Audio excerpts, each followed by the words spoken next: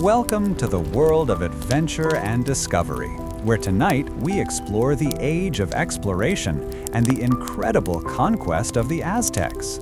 Settle in, get yourselves nice and comfortable. Perhaps you found a cozy spot by the hearth, or maybe you're nestled in your favorite chair, ready to drift off. Take a deep breath, let it out slowly, and feel the day's worries just melt away. Where are you tuning in from tonight? And what time is it for you? Is it early evening, or perhaps the quiet of morning in your perfectly chaotic schedule? Wherever you are, I'm glad you're here with me. If you're enjoying these tales, consider subscribing so you don't miss a single story from the past. Now, picture this. The year is 1519. We're on a ship. The wind is in our sails, and the salty spray is a constant reminder of how far we've come from home. My name is Mateo, and I'm just a soldier, eager for a bit of glory and a chance at some riches. We're sailing towards a land whispered about in hushed tones, a place of gold and great civilizations. Our commander, Hernan Cortez, has set his sights on the mighty Aztec Empire, and we, his men, are ready to follow, no matter the cost. The sea is a vast, unpredictable thing, much like the journey ahead. The tang of salt water coats your lips as you grip the rough wooden railing, the ship pitching beneath your feet. Familiar shores of Cadiz have shrunk to a distant smudge on the horizon, swallowed by the immense, unending expanse of the ocean. A knot of anticipation tightens in your stomach, a potent mix of the promise of glory and unimaginable riches, yet underscored by a deep, gnawing uncertainty about the lands and peoples that await. Captain Cortez, a man whose conviction seems to bend the very wind, moves with restless energy along the deck, his pronouncements of destiny and conquest a constant murmur among the crew, a shared hope against the vast unknown. The constant creak and groan of the ship's timbers forms a persistent rhythm, a lullaby of the sea that never truly ceases. Each gust of the biting wind tugs at your hair and clothes, carrying with it the sharp metallic taste of the brine.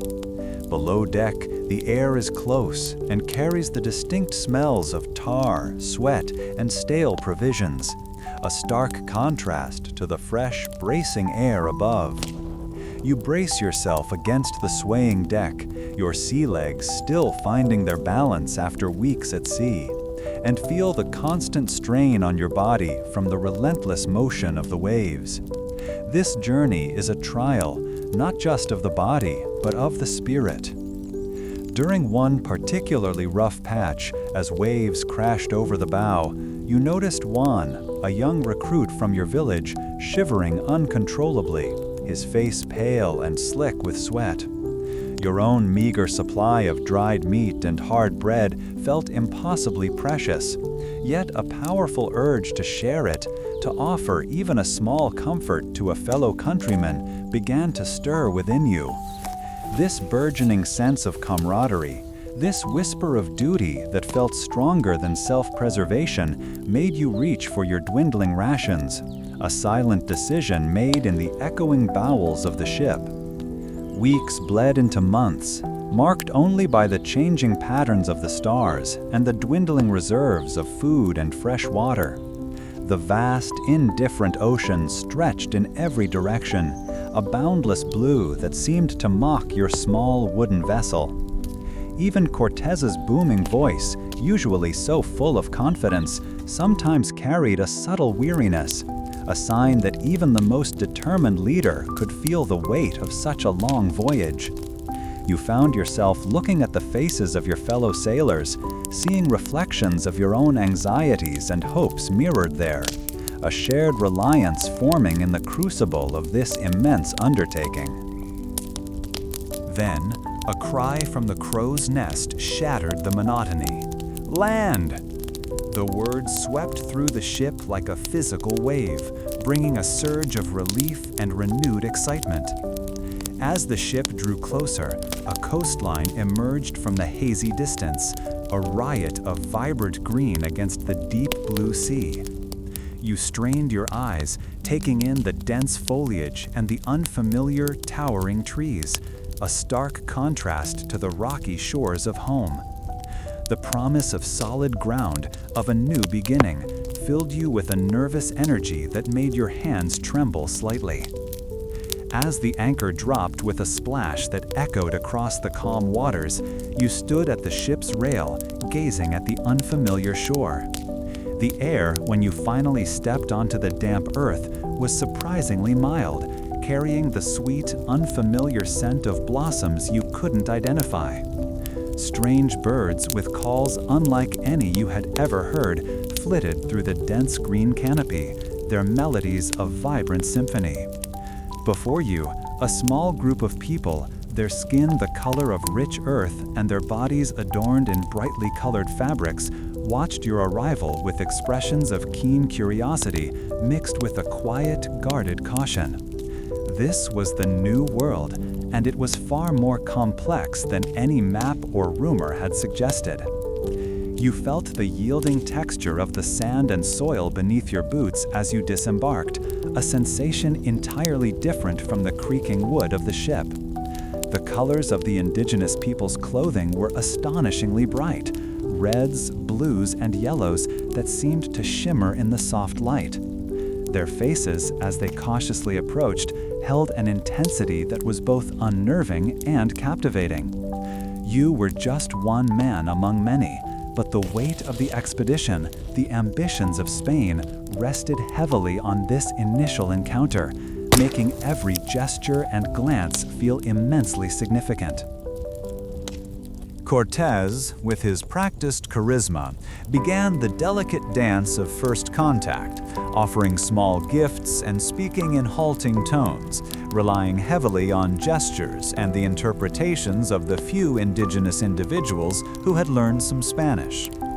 Whispers soon spread among the crew, carried by returning scouts, of a vast empire ruled from a magnificent city built entirely upon the water. This was not simply a new territory, it was the heart of a powerful civilization, a fact that began to dawn on you with a mixture of awe and apprehension. The scale of what you were embarking upon was becoming clearer with each passing hour. The decision to move inland felt like stepping from one reality into another. The dense jungle quickly swallowed the coastline, its canopy so thick that sunlight struggled to penetrate, creating a perpetual twilight. The sounds of civilization faded, replaced by the constant rustling of leaves, the buzzing of unseen insects, and the distant, startling cries of strange creatures. You found yourself part of a small reconnaissance party, tasked with exploring the immediate surroundings and assessing the local inhabitants, the very air vibrating with an unfamiliar energy. As you moved through the undergrowth, the rough texture of bark scraped against your arm, a small, immediate reminder of the wildness of this place.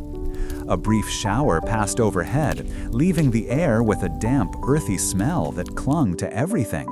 And the startling flash of a brightly colored parrot in the high branches made you jump. Your own heartbeat seemed loud in the relative quiet, a steady thrumming against the backdrop of nature's chorus. It was easy to feel small and insignificant in such an overwhelming environment. Then you spotted them, a small group of indigenous people, their movements quiet and deliberate. Part of you, conditioned by years of tales of distant heathen lands, felt a flicker of instinct to display your strength, to assert your presence with a show of force. However, looking into their eyes, you saw not aggression, but a clear expression of fear, mingled with a surprising openness.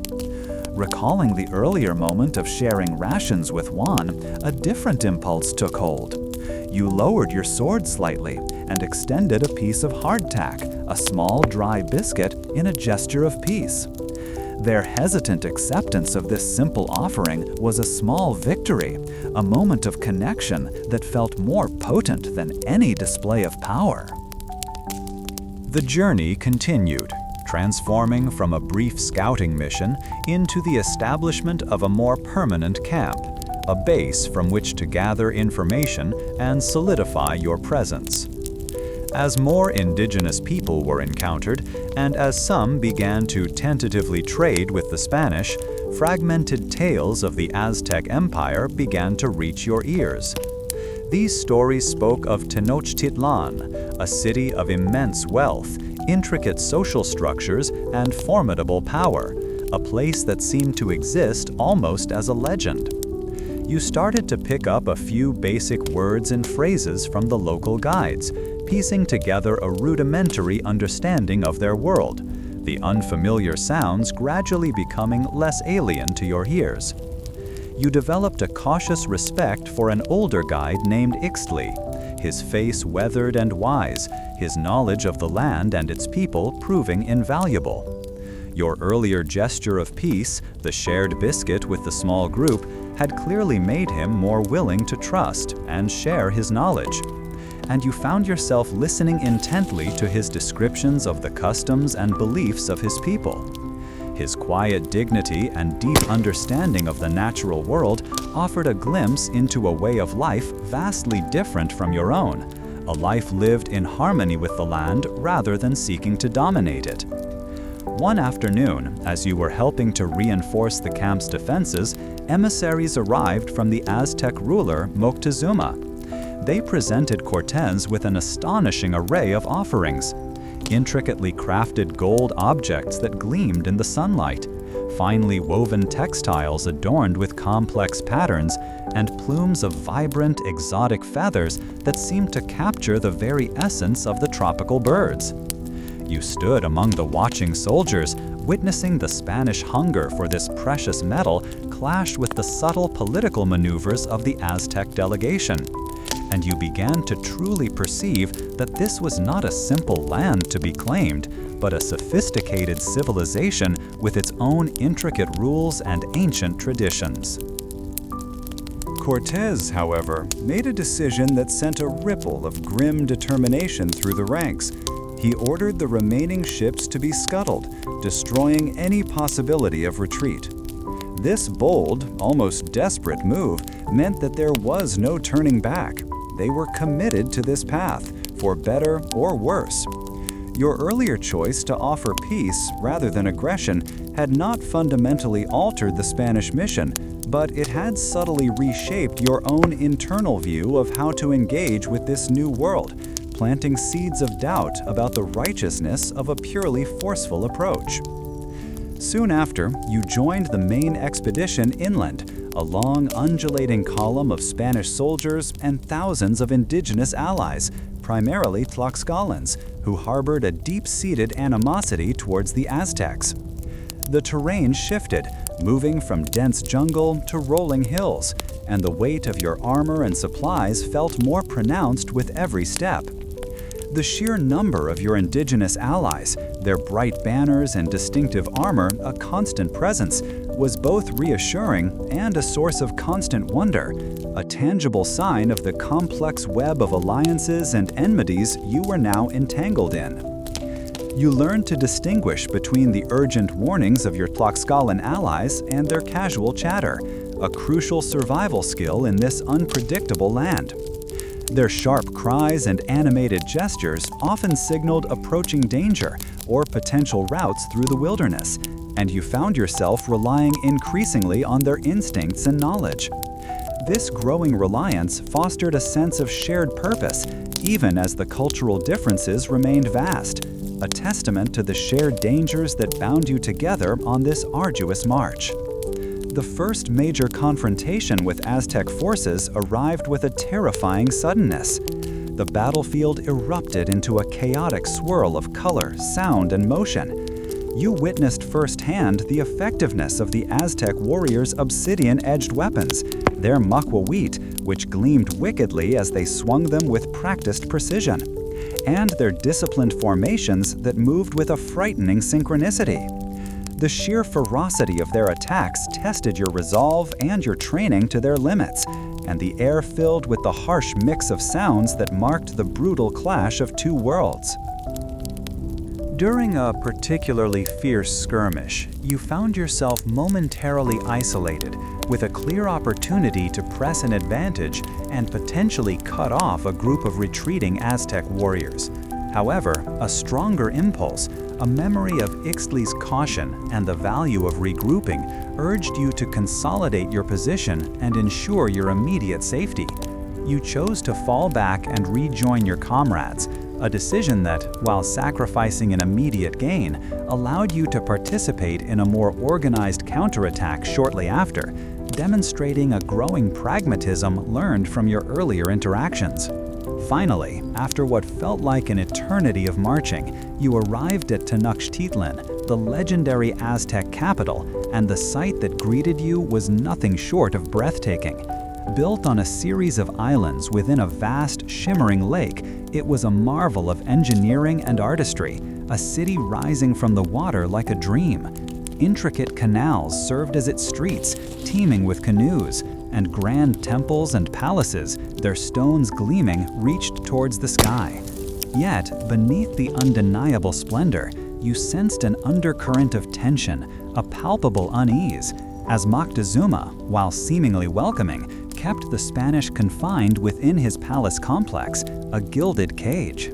You walked through grand courtyards paved with smooth, cool stone, the distant, resonant boom of temple drums echoing through the air, a sound that vibrated deep within your chest. The unique scent of flowers cultivated in the city's famous floating gardens, chinampas, wafted on the breeze, a sweet perfume that contrasted sharply with the underlying smell of the lake. The sheer visual spectacle of a city teeming with life, with its bustling markets and elaborate architecture, was overwhelming, a testament to a civilization that had achieved wonders without the benefit of European technology. It was a sight that simultaneously inspired awe and a gnawing sense of disquiet. Your first direct observation of Aztec religious practices was profoundly unsettling. You witnessed rituals that involved the ceremonial sacrifice of captives, a practice that stirred a deep and disturbing mixture of awe at the participants' unwavering conviction and revulsion at the brutality itself. These stark encounters challenged your deeply held beliefs and forced you to confront the vast cultural and spiritual chasm that separated your two worlds, leaving you questioning the very foundations of what you understood to be right and wrong. The simmering tension finally erupted into open conflict when an incident occurred while Cortés was away, resulting in an attack on a group of Spanish soldiers. An atmosphere of panic and mistrust descended upon the city, and Moctezuma, now a hostage, became the focal point of the escalating violence. You found yourself caught in the rapidly deteriorating situation, your loyalty tested as the fragile peace shattered into 1,000 pieces, leaving you unsure of who to trust and how to navigate the ensuing chaos. As the situation grew dire, a faction of soldiers argued vehemently for immediate and brutal retaliation against the general Aztec populace, their voices loud with anger and fear. However, you found yourself recalling the initial kindness shown by some of the people you had encountered, and recognizing the crucial importance of your Tlaxcalan alliance. You spoke out against indiscriminate violence, arguing for a more focused and strategic approach that would avoid alienating potential allies and further destabilizing the region, a choice influenced by your earlier decision to show restraint and seek peaceful engagement. Following the bloody retreat known as the Noche Triste, you were among those who fled Tenochtitlan in a desperate scramble for survival. The memory of fallen comrades and the overwhelming Aztec pursuit haunted your every step as you endured starvation, disease, and the constant threat of attack. The arduous journey back to Tlaxcala was a brutal test of endurance, a grim march through a land that had so recently appeared so full of wonder, now transformed by conflict and loss. The gnawing ache of hunger became a constant companion, a dull throb that never truly subsided. The rough, abrasive feel of your worn leather pack against your shoulders was a familiar discomfort, a reminder of the dwindling supplies and the hard road ahead. The disheartening sound of exhausted sighs from your fellow soldiers often filled the brief moments of respite, a collective expression of weariness and fear. The pervasive smell of damp earth and decay, remnants of the recent battles, seemed to cling to everything, a constant reminder of the cost of this endeavor. The earlier decision to advocate for restraint during the crisis surrounding Moctezuma, while it did not prevent the overall disaster of the Noche Triste, had fostered a greater sense of unity among those soldiers who had shared your view. This small anchor of shared experience provided a flicker of solidarity amidst the widespread defeat and hardship, and your reliance on Ixtli's guidance had once again proved critical for your survival during this harrowing retreat. Reorganized and reinforced by fresh troops and supplies, you returned to lay siege to Tenochtitlan, your initial optimism now replaced by a grim, hardened determination. You participated in the complex and arduous task of building brigantines, shallow draft boats designed to control the vital lake that surrounded the city, a logistical feat of immense scale. The sheer magnitude of the coming conflict was palpable, a sense that this would be the final, decisive struggle for control of this magnificent, defiant city. The constant, rhythmic pounding of hammers on wood filled the air as you and countless others worked to assemble the fleet, the sharp scent of pine resin a constant companion. The rough feel of rope and timber in your hands became as familiar as the grip of your sword, and the steady rhythm of marching feet as your numerous allies gathered around the lake underscored the massive scale of the operation you were about to undertake. This was no longer a simple expedition, it was a full-scale war of attrition. As the siege intensified, the Tlaxcalans, eager for revenge against their long-standing Aztec oppressors, strongly suggested a scorched earth policy to systematically weaken Tenochtitlan before the final assault. You found yourself torn between the desperate desire to swiftly end the siege and the profound moral implications of such a brutal, widespread tactic.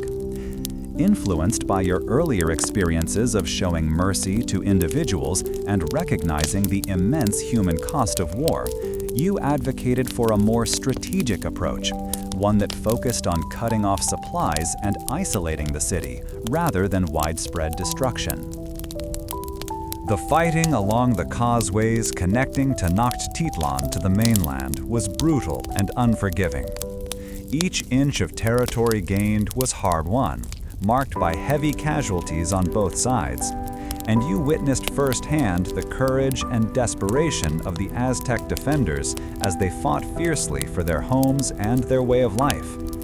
The city itself, once a place of wonder, became a relentless, house-by-house, canal-by-canal battlefield, where every alleyway and every plaza held the potential for sudden, deadly confrontation.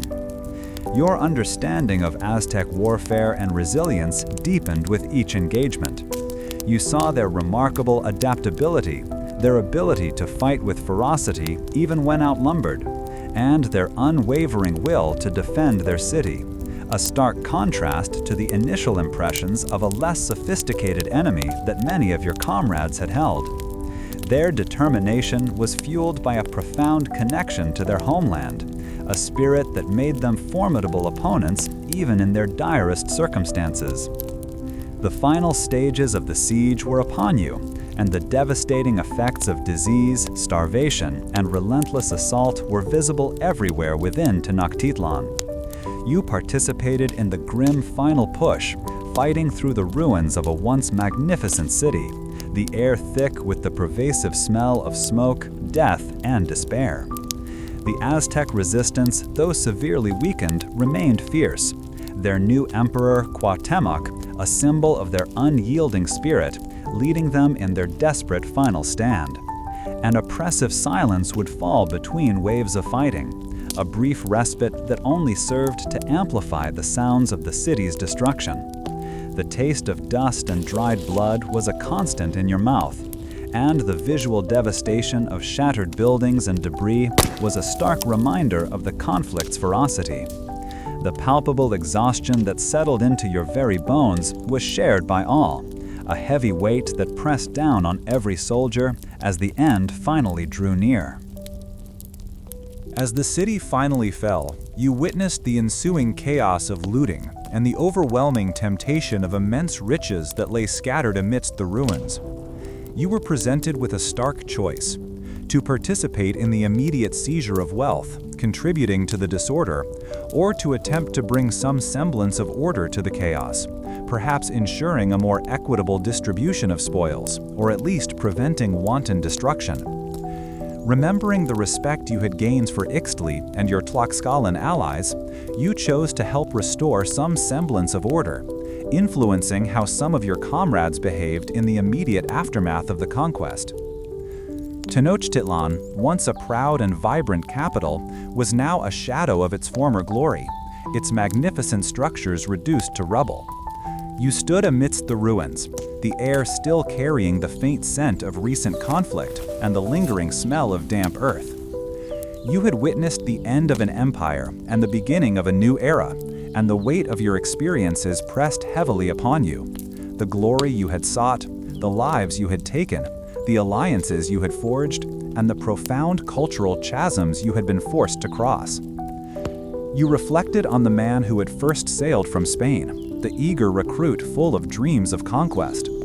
That man was gone, replaced by a hardened veteran who had seen the true cost of ambition and the immense complexities of conquest. Your journey had been one of survival, adaptation, and a profound, often brutal, education in the nature of humanity, leaving you forever changed by the experience.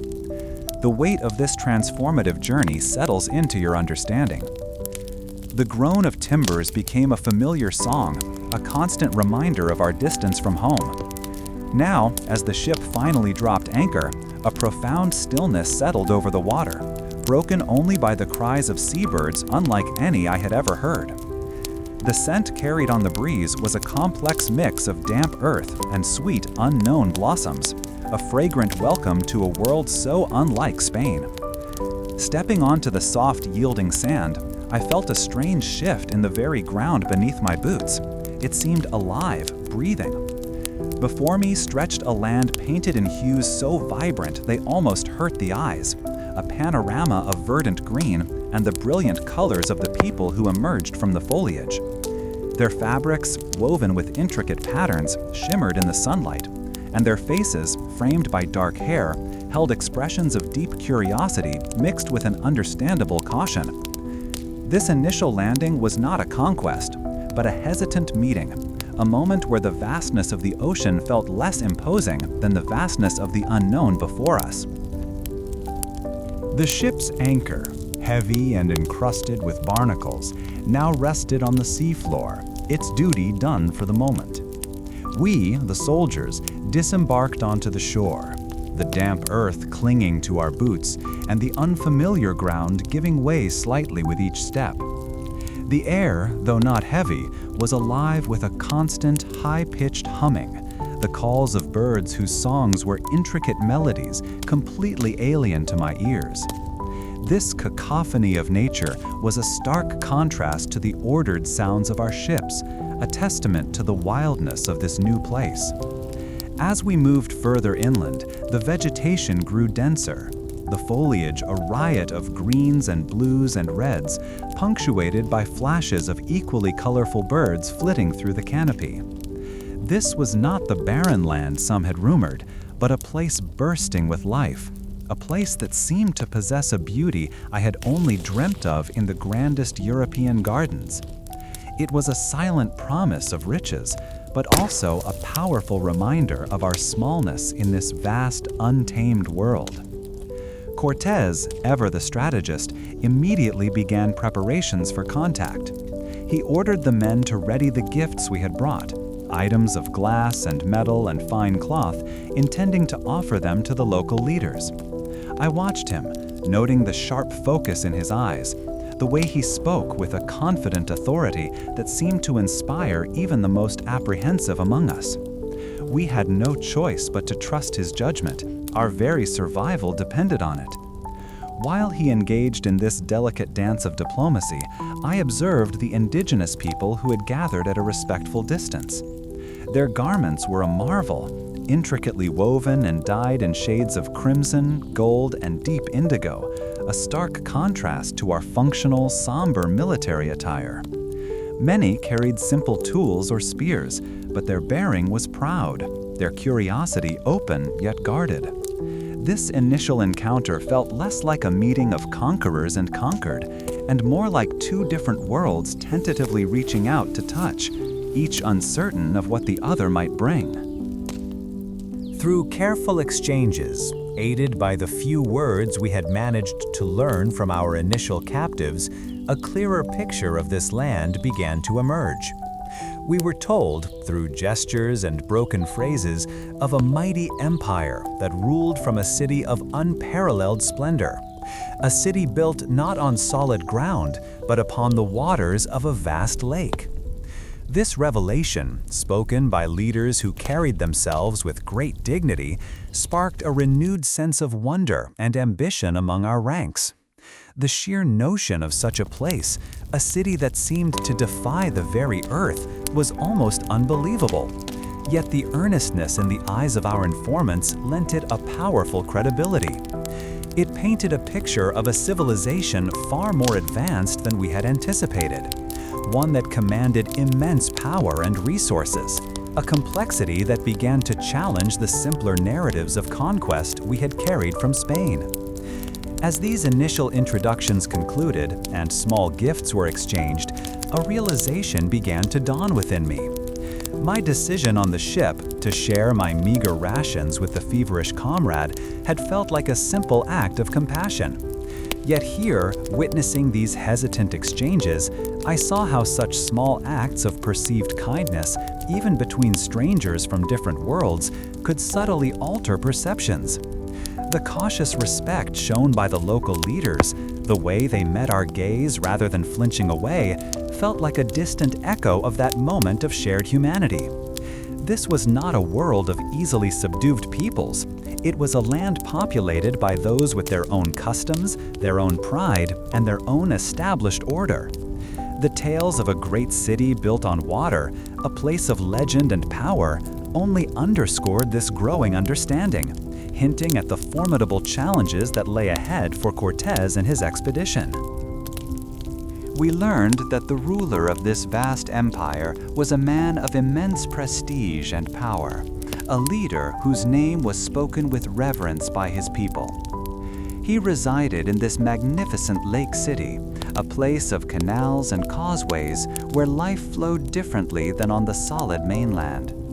The emissaries who spoke to Cortés, adorned with dazzling jewelry and bearing gifts of incredible craftsmanship, painted a picture of a sophisticated society, one that commanded vast armies and possessed wealth beyond our wildest imaginings.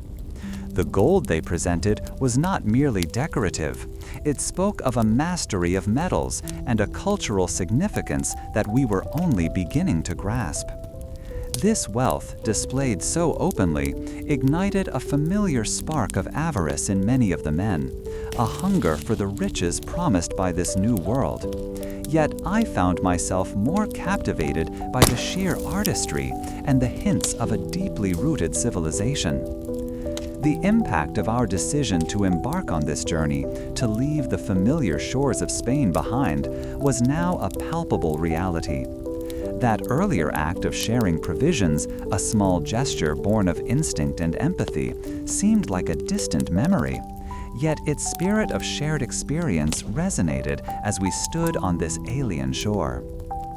The indigenous people offered us strange fruits, their flavors a delightful mix of sweet and tart, and water from gourds that felt cool and smooth in my hands. These were not the actions of a people prepared for war, but of those willing to engage, to understand. It was this tentative understanding, this willingness to extend hospitality, that I clung to, a counterpoint to the harsher intentions that sometimes surfaced in the thoughts of my companions. we were to establish a more permanent camp near the coast, a base from which Cortés could further explore and negotiate. During this time, information continued to flow, piecing together the vastness and complexity of the empire that dominated this land.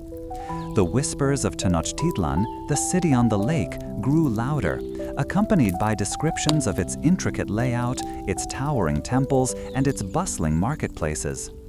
Through the efforts of those learning the local tongues, and with the help of guides who seemed to possess an innate knowledge of the land, a rudimentary understanding of their world began to form. The sounds of their language, at first a jumble of unfamiliar noises, gradually started to separate into distinct words, carrying meanings that spoke of a rich history and a structured society.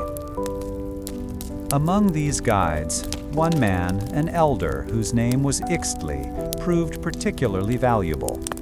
His quiet demeanor and deep knowledge of the terrain, the plants, and the local customs set him apart. He moved with a grace that spoke of a lifetime spent in harmony with this environment, and his willingness to share his wisdom, particularly with those who showed him respect, forged a cautious bond between us. He often spoke, through gestures and a few carefully chosen Spanish words, of the ways of his people, of their reverence for the sun and the earth, and of their intricate social structures. This developing relationship, built on mutual respect, forged by my earlier inclination towards peaceful interaction, was becoming a vital bridge, connecting me to the heart of this new civilization. The arrival of emissaries from Moctezuma, the great ruler, marked a significant escalation in our interactions. They came bearing tribute, gifts that astonished us with their abundance and their exquisite craftsmanship. Piles of gold, intricately worked into the shapes of animals and plants, lay beside bolts of finely woven cloth that felt impossibly soft against the skin, and feathered headdresses that shimmered with a breathtaking iridescence. I watched as Cortés received these offerings, his gaze assessing not just the material wealth, but the subtle political currents flowing beneath the surface of this exchange. The Spanish hunger for gold was undeniable, a driving force behind our presence here. But it was becoming increasingly clear that this was no simple matter of claiming territory. It was a complex negotiation with a powerful and sophisticated civilization, a realization that tempered the initial dreams of easy conquest. Cortés's decision to send a ship back to Cuba, effectively destroying our remaining vessels to eliminate any possibility of retreat, was a stark and sobering moment. It was a declaration of intent, a commitment to press forward regardless of the cost. While the ambitious spirit of conquest surged through many of the men, for me it brought a sense of grim finality. The path back was now closed, and our fate was inextricably linked to the unfolding events in this new land. My earlier choice to extend a hand of peace rather than a fist of aggression had not altered the fundamental Spanish mission, but it had undeniably shaped my own perspective. It had planted a seed of doubt about the righteousness of outright conquest and fostered a deeper appreciation for the human element in these encounters. Our journey inland began in earnest, a long column winding its way through the changing landscapes. Thousands of indigenous allies, primarily Tlaxcalans, who harbored a deep animosity towards the Aztecs, marched alongside our Spanish contingent. The familiar jungle canopy gradually gave way to rolling hills and drier plains, and the weight of our armor and supplies felt heavier with each passing day. The sheer number of our allies was both a source of reassurance, offering a tangible advantage against the unknown, and a constant point of wonder, a living testament to the complex web of alliances and rivalries that existed within this land. We were no longer just a small band of Spaniards, but a formidable force, united by common enemies and shared ambitions, a mosaic of peoples moving towards a singular, momentous objective. The terrain itself presented a constant challenge. the dusty paths a familiar source of discomfort as the dryness clung to our skin and clothes. Overhead, the sharp, piercing cry of a hawk often punctuated the steady murmur of our movement, a reminder of the wildness that surrounded us. The smell of wood smoke from the Allied encampments became a recurring scent, a comforting indicator of our shared presence on the march. As we pressed onward, the metallic ring of weapons being readied for potential encounters became a more frequent sound, a constant hum of preparedness. It was during this phase that I began to discern subtle nuances in the sounds around me, learning to distinguish between the urgent warnings of my Tlaxcalan companions and their more casual conversations, a crucial skill for survival in the unfolding events. Our advance was not unopposed, and the first significant clash with Aztec forces tested our resolve and our training. The battlefield was a dizzying spectacle of color and sound, a chaotic swirl of warriors whose disciplined formations and fierce attacks were unlike anything I had witnessed before. The Aztec warriors, wielding weapons edged with obsidian, the razor-sharp volcanic glass, struck with a terrifying effectiveness. The jarring impact of a shield deflecting a blow, the guttural war cries that seemed to shake the very earth, and the acrid smell of sweat and dust stirred by the ferocity of the fighting created an overwhelming sensory assault. It was a brutal introduction to the martial prowess of the people we had come to conquer, a stark reminder that our initial assumptions had been woefully inadequate. During one particularly fierce skirmish, I found myself in a precarious position. A small opening presented itself, an opportunity to press an advantage and potentially flank an enemy unit. However, doing so would risk being cut off from the main body of our forces, leaving me vulnerable. The urge to seize the moment warred with a more ingrained sense of caution, a lesson I had begun to internalize from my interactions with Ixtli and my own earlier decisions to prioritize careful observation. Remembering the value of consolidating our position rather than scattering our forces recklessly, I chose to regroup with my comrades. This decision, born from a desire for measured action, ensured that I remained part of a cohesive unit, allowing me to participate in a more organized and ultimately more effective counterattack later in the day. The sight of Tenochtitlan, the Aztec capital, was a moment that etched itself into my memory. It was a city unlike any other, a marvel of engineering and artistry that seemed to float upon the vast expanse of a lake. Canals, serving as its intricate network of streets, crisscrossed the urban landscape, and grand temples and palaces rose majestically towards the sky. Yet amidst this breathtaking splendor, an undercurrent of tension was palpable, a subtle unease that settled upon the Spanish contingent. Moctezuma, while extending a veneer of hospitality, kept us confined within his palace, a gilded cage that offered comfort but restricted freedom. The smooth, cool feel of the polished stone beneath my feet as I walked through these grand courtyards was a constant reminder of the sophisticated culture that had created such a place teeming with life and vibrant traditions. The distant, resonant boom of temple drums echoed through the city, a constant rhythm that seemed to mark the passage of time and the cadence of Aztec spiritual life. The unique scent of flowers, cultivated in the famously floating gardens that dotted the lake, drifted on the breeze, adding another layer to the city's complex sensory tapestry. It was here, within the heart of Tenochtitlan, that I witnessed Aztec religious practices firsthand, including the solemn and often brutal rituals of sacrifice. These ceremonies, performed with an intensity that was both awe-inspiring and deeply unsettling, stirred a profound conflict within my own deeply held beliefs, challenging the very foundations of my understanding of faith and humanity. A sudden and violent event shattered the fragile peace. An attack on Spanish soldiers while Cortés was away plunged the city into an atmosphere of panic and mistrust. Moctezuma, now a hostage within our own lines, became a focal point of the escalating chaos. The air crackled with fear, and the frantic shouting of alarm bells signaled the breakdown of order. I found myself caught in the midst of this escalating violence, my loyalty tested as the delicate balance we had attempted to maintain completely shattered. The sharp sting of sweat and dust in my eyes, the cold, hard feel of my sword hilt as I drew it, and the overwhelming noise of panicked voices mingled with the distant clash of arms created a scene of utter pandemonium. As the situation deteriorated rapidly, a faction of soldiers began advocating for immediate and brutal retaliation against the Aztec populace.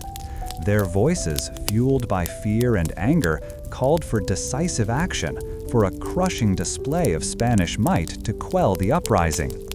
However, I could not forget the initial kindness extended to us by some of the people we had met, nor could I ignore the strategic importance of the Tlaxcalan alliance, which depended on our continued presence. I found myself speaking out against the indiscriminate violence, arguing that such a reaction would alienate potential allies and further inflame the situation. My choice to advocate for a more focused, strategic approach rather than an immediate, overwhelming force was influenced by my earlier decision to show restraint and consider the wider implications of our actions. The memory of the Noche Triste, the Night of Sorrows, was a heavy burden. During that desperate retreat from Tenochtitlan, the streets had run with blood, and the cries of fallen comrades still echoed in my mind. Now, as part of the reorganized and reinforced Spanish forces, we returned to lay siege to the city. The arduous journey back to Tlaxcala had been a brutal test of survival, a period marked by starvation, disease, and the constant threat of Aztec attack. I was no longer the optimistic recruit who had first sailed from Spain. I was a hardened veteran, my initial enthusiasm tempered by the grim realities of war and the immense resilience of our enemy. The sheer scale of the coming conflict, the methodical preparation that involved building brigantines, shallow draft boats designed to control the lake, spoke of a grim determination that mirrored my own evolving resolve. The constant, rhythmic pounding of hammers on wood became the soundtrack to our preparations, a relentless percussion that underscored the immense logistical undertaking of building our fleet. The sharp scent of pine resin, released as the wood was shaped, filled the air around the shipyards, and the rough feel of rope and timber became a familiar sensation in my hands. The steady rhythm of marching feet from the gathered Allied forces was a constant reminder of our growing strength, a united front converging on the beleaguered city. As we worked, the Tlaxcalans, eager for revenge against their Aztec oppressors, began to suggest a scorched earth policy, a tactic aimed at systematically destroying the city's resources to weaken its defenses. The prospect of such a brutal tactic presented a difficult choice. Part of me, driven by the desire to swiftly end the siege and the suffering it entailed, was drawn to the efficiency of such a destructive approach. Yet the moral implications weighed heavily, and my earlier experiences of showing mercy and recognizing the human cost of conflict steered me in a different direction. Influenced by my evolving understanding of warfare and the people involved, I found myself advocating for a more strategic approach, one focused on cutting off supplies and gradually tightening our grip on the city. This decision, born from a deeper consideration of consequences, aimed to achieve victory with less wanton destruction, a path I now believed was both more just and more strategically sound. The siege intensified, and the fighting on the causeways connecting Tenochtitlan to the mainland became brutal and relentless. Each advance, each hard-won foot of ground, came at a heavy cost, with casualties mounting on both sides. I witnessed firsthand the courage and desperation of the Aztec defenders, fighting fiercely for their homes and their way of life, their resilience a stark contrast to the initial perceptions of a less sophisticated enemy. The city itself transformed into a vast battlefield where combat raged through houses and across canals, each engagement a desperate struggle for survival and dominance. The overwhelming roar of battle, the incessant metallic clang of weapons, and the sharp, stinging sensation of dust and debris in my eyes became a constant sensory backdrop, accompanied by the heavy, labored breathing that signified exertion and the ever-present threat of fear. As the final stages of the siege approached, the devastation wrought by disease, starvation, and relentless assault became tragically apparent within Tenochtitlan. I found myself participating in the grim final push, fighting through the ruins of what had once been a magnificent city, now reduced to rubble and despair. The air itself seemed to carry the heavy scent of smoke, death, and the palpable exhaustion that settled into the bones of every soldier. Yet, even in their weakened state, the Aztec resistance, led by their new emperor, Cuauhtémoc, remained fierce, a testament to their indomitable spirit. The oppressive silence that fell between waves of fighting was almost more unnerving than the noise of combat, punctuated only by the taste of dust and dried blood in my mouth, and the visual devastation that stretched before my eyes. In the wake of the city's fall, as the fighting subsided, a new kind of chaos emerged, the temptation of immense riches. The temptation to participate in the immediate seizure of wealth, to claim the spoils of war, was powerful, a siren song that promised reward for our arduous efforts. However, I was presented with a choice: to join in the looting or to attempt to bring some semblance of order to the disarray, to prevent the wanton destruction of what remained. Recalling the respect I had developed for Tenochtitlan and the Tlaxcalans, and recognizing the profound human cost of this conquest, I chose to help restore some order. This decision, influenced by my journey of transformation, aimed to guide my comrades towards a more measured response in the immediate aftermath of the city's collapse. You find yourself changed by what you've encountered, the naive soldier replaced by a hardened observer of a fallen empire. The familiar shore of Cuba, a fading memory, gives way to a new horizon as our ships cut through the vast salty ocean. The wind whips at your hair, a constant, biting companion that carries the tang of the sea to your tongue, and the groaning timbers of the vessel beneath your boots are a familiar, if unsettling, lullaby. Cortez, his eyes fixed on the distant, unseen lands, paces the deck, his voice a steady current of ambition that pulls at the hopes of every man aboard, mine included. Days blur into weeks, marked only by the changing shades of the sea and the growing weariness in your limbs. The journey tests your resolve, and you find yourself choosing between hoarding the dwindling rations for yourself or sharing them with a feverish comrade, a decision that weighs the instinct for self-preservation against a nascent sense of shared fate. Our sails catch a new wind, carrying us towards a coast that bursts with verdant life, a riot of greens and vibrant hues unlike anything you have ever seen.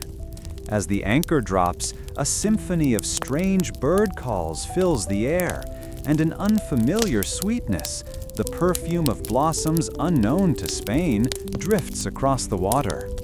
Stepping onto the damp earth, your boots sink slightly, and you observe the people who gather at a distance, their brightly colored fabrics a stark contrast to our own drab uniforms, their faces a mixture of curiosity and quiet caution. This is a land of bewildering beauty, and the sheer vibrancy of it all awakens a sense of wonder you hadn't known you possessed. The initial interactions are a tense ballet of gestures and exchanged items, a silent negotiation between worlds. Cortez, ever the strategist, probes the local leaders, his keen eyes seeming to grasp the intricate currents of their society. Whispers pass among us, tales of a great empire, whose heart beats in a magnificent city built upon the water, a testament to human ingenuity that ignites a flicker of awe within your chest. You begin to understand that this is no mere collection of villages, but a civilization that commands respect, even as it remains an enigma. Later, as part of a small scouting party, you march inland, the familiar sounds of the sea receding, replaced by the rustling symphony of the jungle. The canopy closes above, and the air becomes alive with the high-pitched, melodious calls of unseen creatures and the startling flash of a brightly colored parrot darting through the leaves. You brush past the rough texture of tree bark, and a brief shower leaves the air with a damp, earthy smell, a potent aroma that clings to your wool tunic. The rhythmic thud of your own heartbeat underscores the ever-present need for vigilance as you venture deeper into this unknown territory. You encounter a small group of indigenous people, their expressions a mixture of fear and openness. A part of you, shaped by the ingrained tales of distant, strange peoples as infidels to be subdued, urges a show of force, a clear declaration of our presence. However, recalling the earlier, difficult choice to share your rations with a sick comrade, a choice that fostered a deeper connection with your fellow soldiers, you find yourself lowering your weapon. You reach into your pouch, withdrawing a piece of hardtack, a simple biscuit, and offer it as a gesture of peace. Their hesitant acceptance, a small smile breaking through their apprehension, feels like a victory in itself, a testament to the power of a simple act of kindness. As a more permanent settlement begins to take shape, information about the vast Aztec Empire starts to flow in, like water seeping through stone. You hear hushed tales of Tenochtitlan, a city of immense wealth, a place where complex social orders govern daily life. You find yourself picking up a few basic words and phrases from the local guides who now assist us, piecing together a rudimentary understanding of their world. Each new word a step towards bridging the chasm between our cultures. The sharp, pungent smell of unfamiliar cooking spices wafts from nearby dwellings, and the smooth, cool feel of polished river stones used in their construction becomes a familiar texture under your hand. Among these guides, an older man named Ixtli, whose knowledge of the land and its ways proves invaluable, earns your cautious respect. Your earlier gesture of offering peace, a small act of empathy, seems to have made him more willing to share his wisdom, opening channels of communication that might otherwise have remained closed. He speaks of the Emperor Moctezuma with a reverence that hints at a power far beyond mere military might, and you begin to grasp the intricate web of alliances that bind this land. The arrival of emissaries from Moctezuma himself is an event that captivates everyone. They bear rich offerings, gleaming gold objects that catch the light, finely woven textiles of unparalleled softness, and exotic feathers that shimmer with iridescent colors. You witness the Spanish hunger for wealth, a tangible force, clash with the subtle political maneuvers of the Aztec delegation, a complex dance of diplomacy and subtle assertions of power. The slightly sweet, floral scent of precious oils used by the emissaries hangs in the air, a fragrant reminder of the opulence they represent. You begin to perceive that this is not a simple land to be claimed, but a sophisticated civilization with its own intricate rules of engagement. Cortés, resolute in his ambition, decides to send a ship back to Cuba, ordering the remaining vessels to be destroyed. This drastic act, designed to prevent any retreat, fills you with a grim, unshakable determination. Your earlier choice to extend a hand of peace rather than brandishing a sword has not altered the ultimate direction of the Spanish mission, but it has subtly reshaped your own internal view of how one might engage with this new world, fostering a belief in the efficacy of diplomacy, however tenuous. This new understanding has become part of your own story. The work of establishing a more permanent presence continues, and with it, the slow trickle of understanding about the vast Aztec Empire. We have set up a base, a collection of rough shelters and defensive palisades, and the rhythm of daily life begins to assert itself, a stark contrast to the tumultuous journey that brought us here. Whispers of the great city, Tenochtitlan, are now more than just fearful rumors. They are woven into the fabric of our days, spoken by our indigenous allies and carried on the wind. These tales paint a picture of a place built on water, a nexus of power and wealth that dwarfs anything we have ever known in Spain. You find yourself drawn to these stories, a sense of both anticipation and apprehension stirring within you as you try to grasp the scale of what lies ahead. The air around our settlement carries the sharp, pungent smell of unfamiliar cooking spices, a constant reminder of the different world we inhabit. These aromas mingle with the cleaner, earthy scents of the surrounding landscape, creating a sensory tapestry that is both foreign and strangely compelling. As you walk through the bustling yet orderly activity of our camp, your boots tread on paths made smooth by countless footsteps, and occasionally your hand brushes against the cool, polished feel of river stones that have been expertly shaped for building.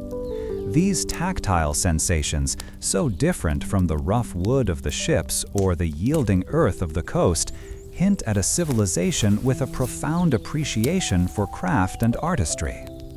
During this time, you have begun to learn a few words and phrases from the local guides, a slow and often fumbling process. These fragments of language are like tiny keys, unlocking small chambers of understanding in the vast unknown. You listen intently as they speak of their own world, their customs, and the intricate workings of the empire that holds sway over them. This rudimentary grasp of their tongue allows you to piece together a more detailed picture, their lives, their beliefs, and the complex social order that governs them, moving beyond mere observation to a more nuanced comprehension.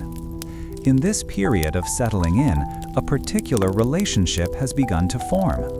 You find yourself developing a cautious respect for a local guide, an older man named Ixtli. His face is weathered, etched with the stories of his people, and his knowledge of this land is profound and invaluable.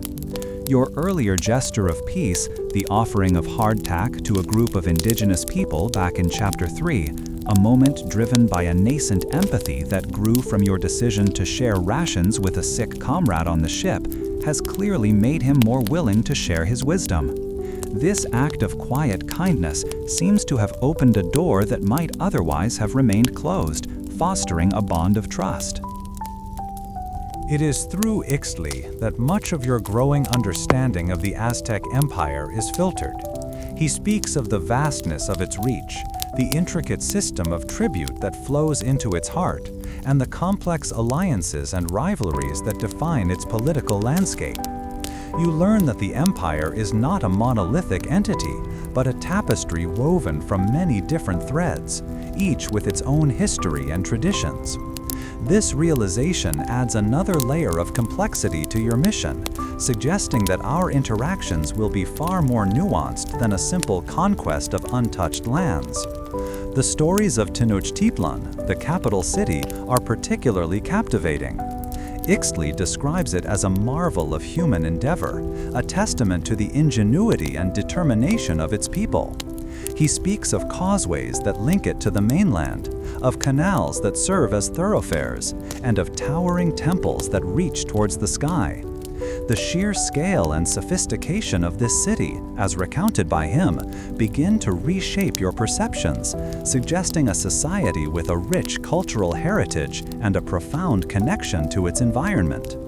As you listen to Ixtli's explanations, you find yourself piecing together a mental map of this new world, noting the names of rivers, mountains, and the territories of various peoples.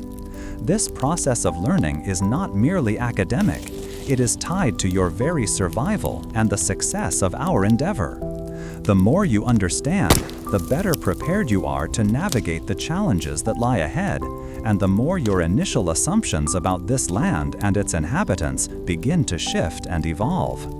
The low murmur of conversations in this unfamiliar language is becoming less alien to your ears. While you still grasp only a fraction of the meaning, the cadence and tone offer clues to the emotions and intentions of the speakers.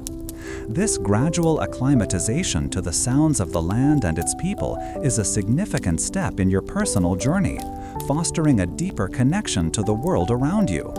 You find yourself trying to mimic the sounds, a silent practice that is both humbling and oddly satisfying as you attempt to bridge the linguistic divide. The information that filters in about the Aztec Empire continues to underscore its immense power. We learn of its organized military forces, its elaborate administrative structure, and its vast resources. This knowledge, shared by Ixtli and others among our allies, creates a growing awareness of the magnitude of the task before us, tempering the initial fervor for glory with a healthy dose of caution and respect for the strength of our potential adversaries. It becomes clear that this is not a simple undertaking, but a complex undertaking that will require more than just brute force. This growing understanding naturally leads to contemplation. How does a society build such a monumental city in the middle of a vast lake? What drives a people to organize themselves into such a powerful and far-reaching empire? These questions linger in your thoughts as you go about your duties, pushing you to observe more closely, to listen more intently, and to seek out every scrap of knowledge that might help you comprehend the intricate workings of this civilization. The practicalities of establishing our settlement also demand your attention. You help in gathering materials, preparing food, and maintaining the defenses. The work is often strenuous, and you find yourself wiping sweat from your brow more frequently than you might prefer, a testament to the unfamiliar climate. Yet there is a sense of shared purpose among the men, a collective effort to create a secure foothold in this new territory, and this shared endeavor binds you together. Moreover, the sheer visual spectacle of the region continues to captivate you. Even the mundane aspects of daily life for the local people, such as the way they prepare their food or fashion their simple tools, are performed with a skill and artistry that speaks of a long-established way of life. You observe these details with keen interest, recognizing that every action, every crafted object, holds a piece of the larger story of this land and its people. Your earlier decision to approach indigenous peoples with restraint rather than immediate aggression is proving to be a wise one. It has fostered an environment where information can be gathered and alliances can be tentatively formed, laying a foundation for our future interactions. This approach, born from a moment of empathy on the journey, continues to shape your perspective and influence the way you engage with the world around you, a constant undercurrent in your evolving experience. As you continue to learn and adapt, you feel a growing sense of connection to this land and its people, even as the ultimate goal of our expedition looms large. You have touched something larger than yourself, a vast and complex civilization that demands your careful observation and thoughtful engagement. Emissaries arrived from Moctezuma, the great ruler, bringing gifts that gleamed with a light all their own. You stood among the Spanish soldiers, watching as these men, adorned in finely woven cloths of vibrant colors, presented Cortés with objects crafted from pure gold. Their voices were melodic, their movements precise, a stark contrast to the boisterous energy of our own camp. It was clear these were not simple villagers, but representatives of a power that commanded respect and intricate protocol, making you question the easy assumptions of conquest you had carried from Spain. The sheer volume of gold was astounding, more than many of us had ever seen in our lives. Yet, amidst the Spanish exclamations of avarice, you noted Cortez's keen attention to the diplomatic exchange, the subtle probing of their words and gestures. These were not just treasures, they were messages, indicators of wealth, and perhaps warnings of a sophisticated political landscape. This complex dance of diplomacy, laden with the dazzling gleam of crafted gold and the soft, luxurious texture of exotic feathers, began to chip away at your initial perception of this land as merely an unclaimed territory ripe for the taking. The emissaries spoke of their city, Tenochtitlan, a place of immense wonder built upon water. Its grandeur hinted at in the sheer artistry of the gifts they presented. You could feel the quiet hum of anticipation among the Spanish, a shared hunger for the riches promised. But you also sensed a growing unease, a realization that this civilization possessed a depth and complexity that our maps and prior knowledge had failed to capture. It was a realization that made the ambitious goals of Cortez seem both more attainable and infinitely more perilous. Following this display, a momentous decision was made by Cortez to send one of the ships back to Cuba and to scuttle the rest of our fleet. This act, designed to remove the possibility of retreat, filled you with a mixture of dread and a hardened resolve. You found yourself recalling the small act of kindness you'd extended to that indigenous group back in Chapter 3, offering a piece of hardtack. That gesture, so small then, now felt like a seed of a different approach, a choice to engage with respect rather than immediate aggression. And it subtly reshaped your own internal landscape regarding this new world, even as the overall Spanish mission pressed forward relentlessly. The rich scent of precious oils used by the Aztec emissaries lingered faintly in the air after they departed, a delicate fragrance that seemed out of place against the salt-laced breezes and the smell of cured leather from our own gear. You watched them leave, their colorful garments receding into the verdant landscape, and a thought, almost a jest, passed through your mind. Perhaps we should ask them for directions on how to build a city on water. It was a moment of shared amusement, a brief respite from the serious business at hand, and a reminder of the human element that existed even in these tense encounters. The weight of the gold, when it was weighed and cataloged, represented a tangible measure of our success so far, fueling the ambitions of many of the men.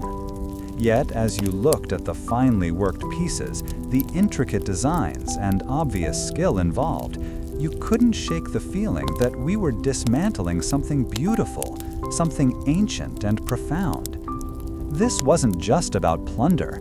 It was about encountering a civilization that had reached a pinnacle of its own, and the implications of our interaction felt heavier than any chest of gold.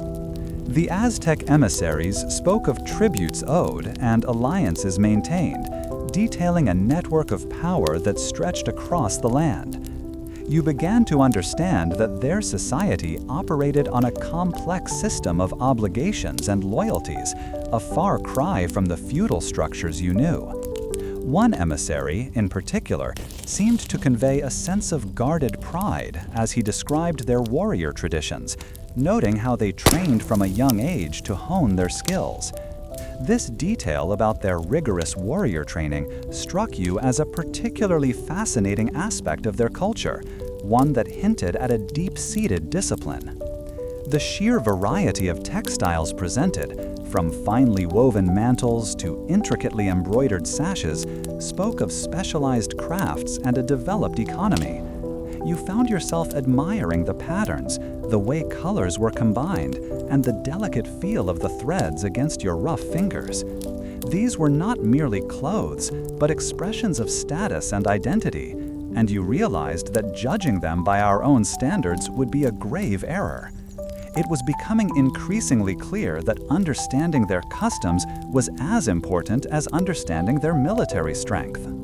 Cortés, ever the pragmatist, was already calculating how this vast wealth could be converted into resources for further exploration and, indeed, further conquest. You overheard him discussing the potential for trade and the strategic advantages of the alliances hinted at by the emissaries. This pragmatic approach, while understandable in the context of our mission, felt at odds with the artistry and history embedded in the gold objects themselves, creating an internal tension you hadn't anticipated. A scholarly debate, as you understood it from hushed conversations among the more learned men, centered on the nature of the Aztec religion. Some argued it was pure barbarism, a justification for immediate subjugation, while others, seeing the order and the philosophical undertones in their mythology, suggested a more nuanced approach. You found yourself leaning towards the latter, your earlier decision to offer peace subtly guiding your thoughts, making you wonder about the true nature of infidels. The general mood among the Spanish was a potent mix of excitement over the riches and a nervous anticipation of what lay ahead.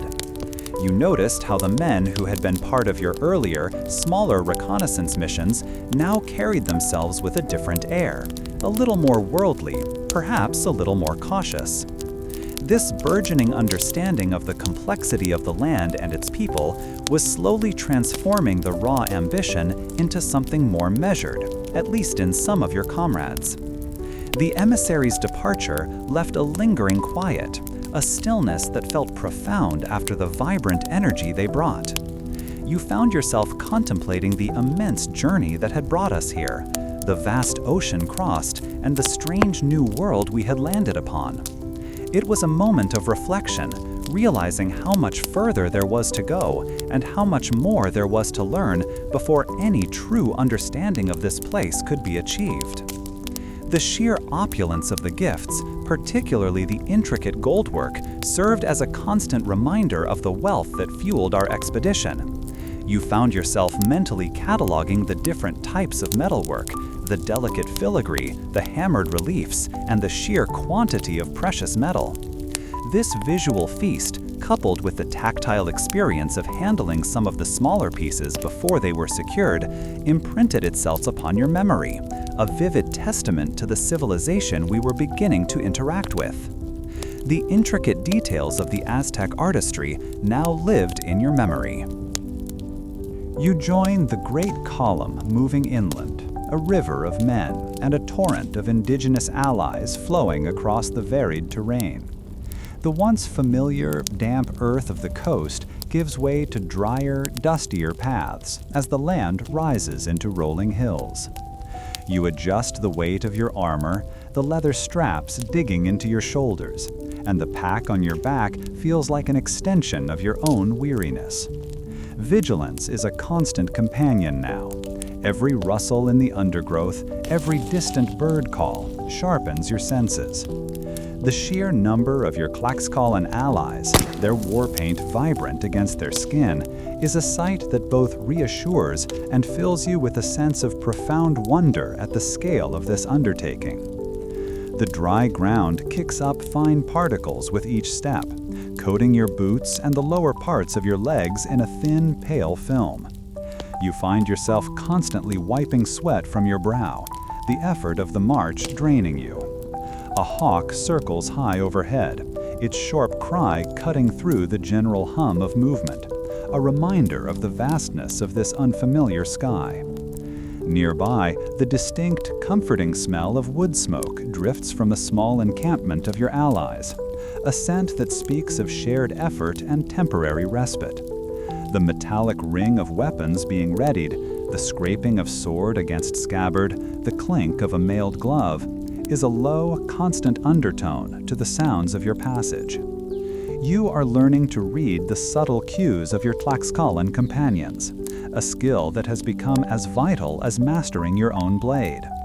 The casual chatter, a string of rapid sounds you are slowly beginning to parse, is different from the urgent clipped warnings that precede movement. Their knowledge of the landscape, of hidden dangers and safe passages, is proving invaluable.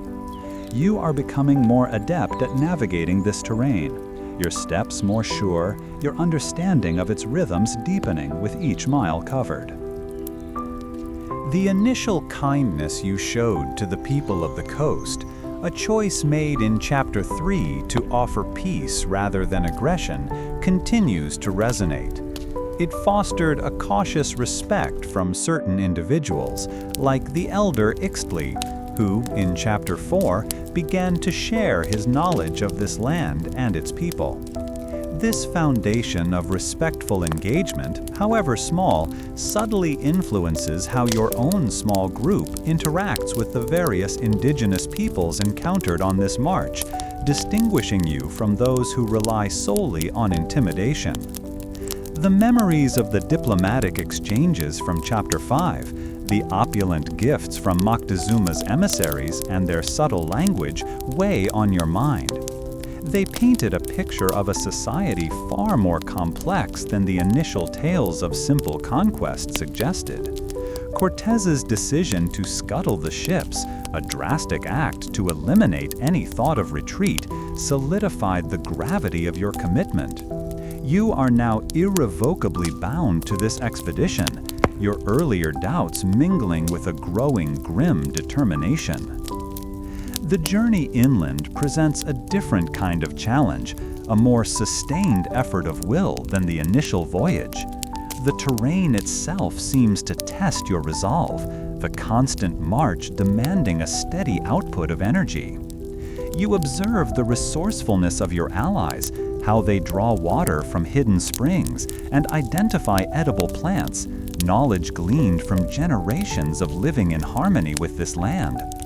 Their ability to thrive here, while you often feel weighed down by your own gear, sparks a sense of humility and a growing appreciation for their resilience.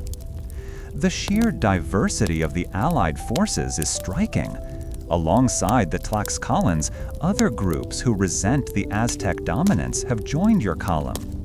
Each carries distinct markings, different styles of armor and weaponry, and speaks a language that, to your ear, remains a complex tapestry of sounds.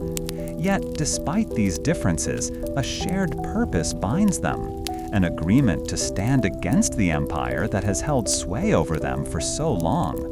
This sense of shared opposition is a powerful unifying force. You notice how your Tlaxcalan allies communicate non-verbally. Subtle shifts in posture, sharp glances exchanged between individuals, conveying information with remarkable speed and clarity. These silent exchanges are as important as their spoken words. You are learning to anticipate their reactions, to understand when a perceived threat is real and when it is merely the natural stirring of the wild.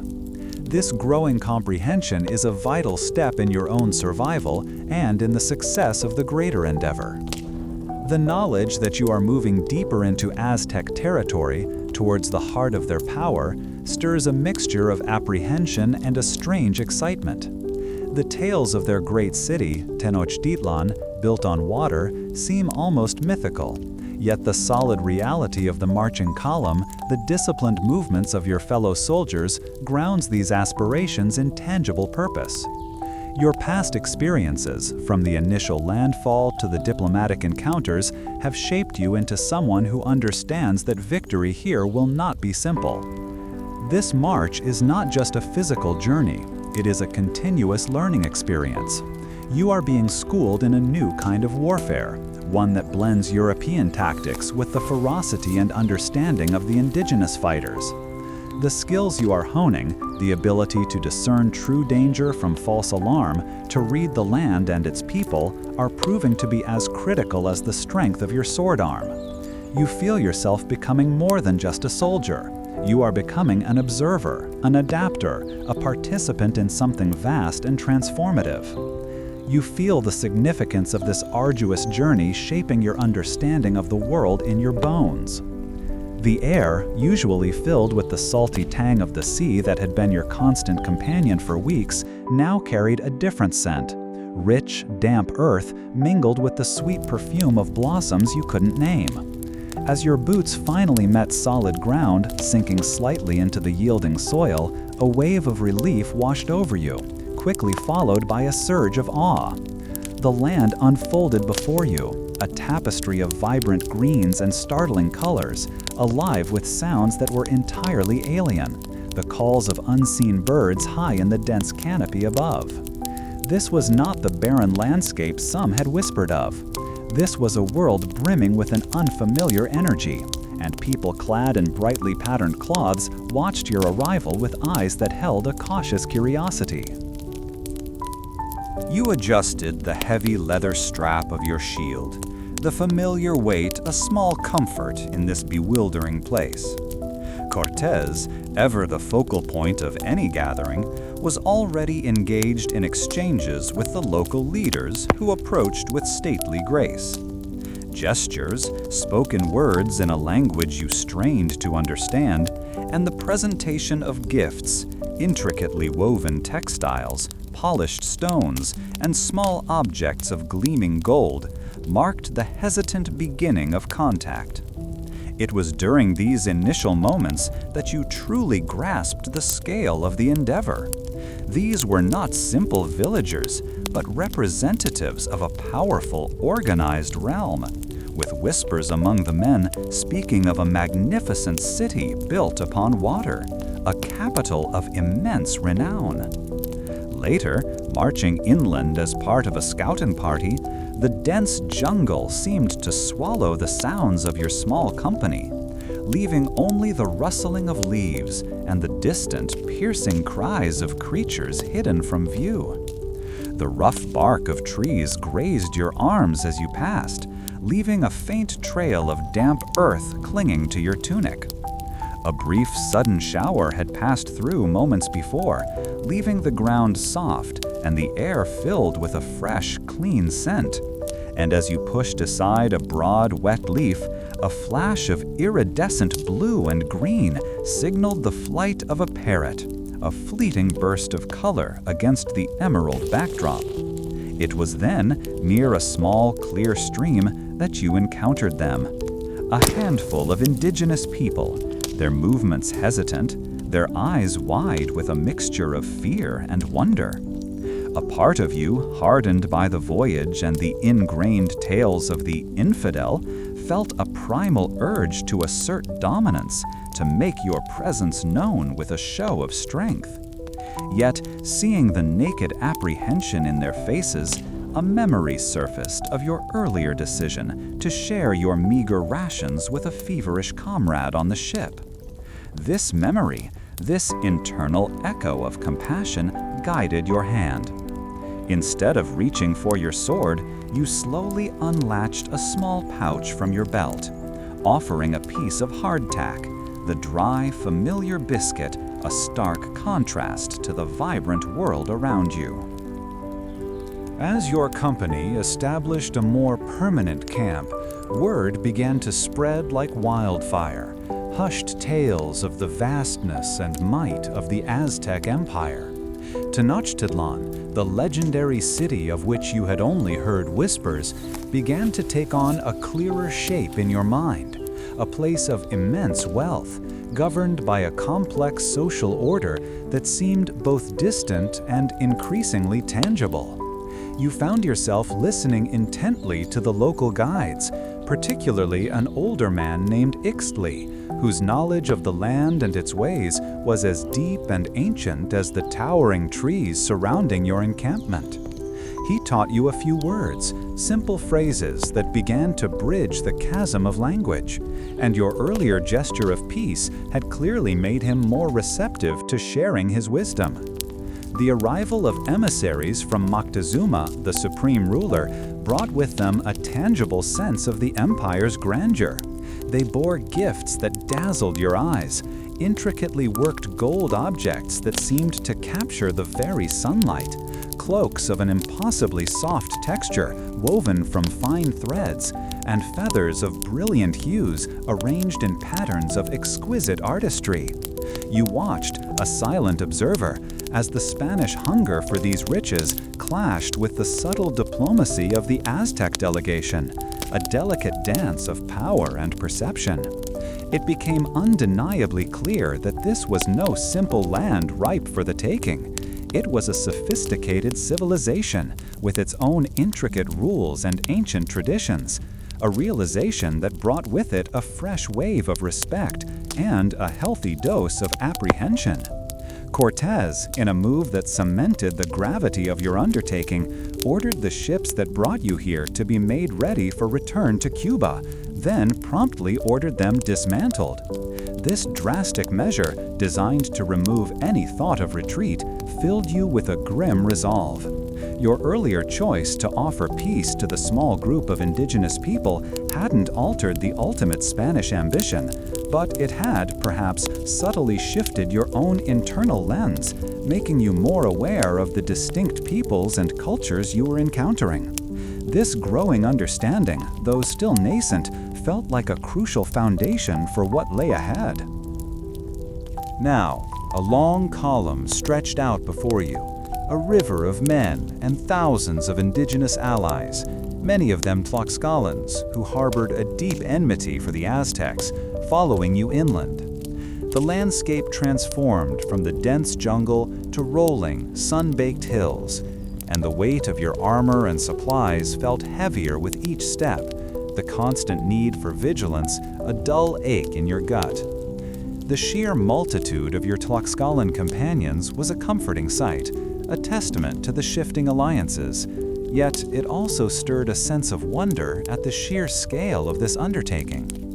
You learned to distinguish the urgent, sharp cries of your allies warning of potential dangers from their casual conversations, a vital skill that saved you from a near unexpected encounter with a small, territorial group of warriors who were observing your progress from a distance. The earth itself seemed to tremble with the sudden eruption of battle. You were thrust into the heart of your first major confrontation with Aztec forces, a swirling vortex of color, sound, and fury. Their warriors, clad in vibrant plumes and animal skins, moved with a disciplined ferocity, their obsidian-edged weapons glinting in the sharp, bright light. The guttural war cries echoed around you, a sound that vibrated in your very bones, as you felt the jarring impact of a shield deflecting a blow, the sharp clang of steel against obsidian a jarring contrast to the chaos. During a particularly fierce skirmish, as the lines of combat surged and broke, you found yourself at a crossroads. A momentary gap appeared in the enemy's formation, an opportunity to press forward and exploit the advantage, but doing so would have meant leaving your immediate comrades exposed and cutting yourself off from support. Part of you, fueled by the adrenaline of battle and the desire for glory, urged you to seize the moment. Yet, remembering the caution Ixtli had instilled in you, the importance of assessing situations before committing, you made a different choice. You consolidated your position, calling out to your nearest companions, ensuring your immediate safety and allowing for a more coordinated counterattack to form. This decision, rooted in your growing respect for careful observation, would prove crucial. The sharp, acrid smell of sweat and churned dust stung your nostrils, a scent that would become all too familiar. You saw the speed and agility of the Aztec warriors, their ability to move through the rough terrain with an uncanny grace that belied the weight of their gear. Their feathered shields were more than just protection. They were banners of identity, each signifying allegiance and status. One such shield, emblazoned with a fierce jaguar motif, was wielded by a warrior who pressed his attack with relentless ferocity. He lunged, his obsidian-edged maquahuitl, a club with sharp blades of volcanic glass, whistling through the air, aimed at your exposed side. Your shield met the blow with a jarring thud, the impact sending a shockwave up your arm. As you parried his next thrust, you noticed the distinct pattern of a small carved bird on the wooden hilt of his weapon. It was a detail Ixtli had pointed out earlier, explaining how specific carvings often represented the warrior's lineage or personal achievements. This warrior, clearly skilled and determined, fought with a passion that was both admirable and terrifying, a stark contrast to the more impersonal nature of your own training. It was a moment of intense focus, where the world narrowed to the immediate dance of steel and obsidian, and you found yourself wrestling with the instinct to simply overcome him with sheer force, versus the growing inclination to understand the man behind the weapon. Your decision to regroup with your comrades, to prioritize mutual support over individual glory, had a direct impact on the unfolding engagement. By staying with your unit, you were able to lend support to a fellow soldier who was overwhelmed by a pair of attackers, allowing him to break free and rejoin the fray. This act of mutual defense strengthened the cohesion of your immediate group, and when a larger counterattack was ordered, you were in a position to participate effectively, moving in unison with the men beside you. The initial advantage the Aztecs held began to wane as your organized response started to take hold, pushing them back from your position. The taste of dust, mingled with the salty tang of your own exertion, coated your tongue. The constant, sharp clang of steel against obsidian continued to ring out across the battlefield, a brutal symphony of conflict. The warriors across from you fought with an incredible resilience, their formations reforming even after taking heavy losses, a testament to their discipline and their deep-seated loyalty to their leaders. This first taste of true engagement left you with a profound understanding of the challenges ahead, a far cry from the romanticized notions of conquest that had fueled many of the men on the voyage. Your participation has woven you into this ancient pattern of conflict and survival. The vastness of the lake, shimmering under a sky of muted blues and grays, unfolds before you as your ship drops anchor. Stepping onto the polished stone of a landing platform, the very air feels different, carrying the mingled scents of blooming flowers and damp earth from the numerous floating gardens that surround the city. This is Tenochtitlan, a place spoken of in hushed, awestruck tones, a city built upon water, a jewel of this new world. Canals weave through the landscape like arteries, busy with canoes, while grand temples and ornate palaces climb towards the heavens, a testament to an empire's might and artistry. You walk through broad, open courtyards, the cool, smooth feel of the polished stone beneath your worn boots, a stark contrast to the rough paths you've trod.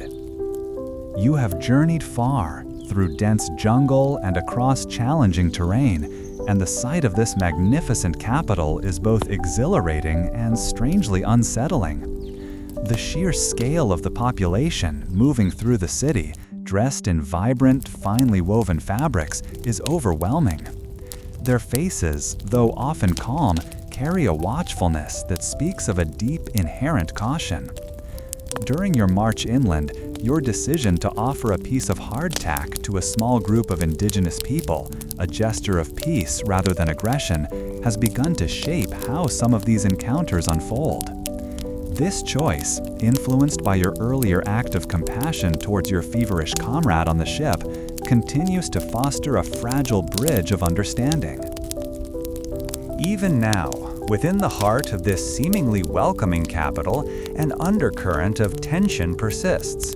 Moctezuma, the ruler of this empire, has greeted your arrival with ceremony and rich offerings of gold and precious feathers, yet he keeps your company confined within his palace walls. This constant, subtle restraint gnaws at you, fueling a gnawing unease that contrasts sharply with the outward display of hospitality.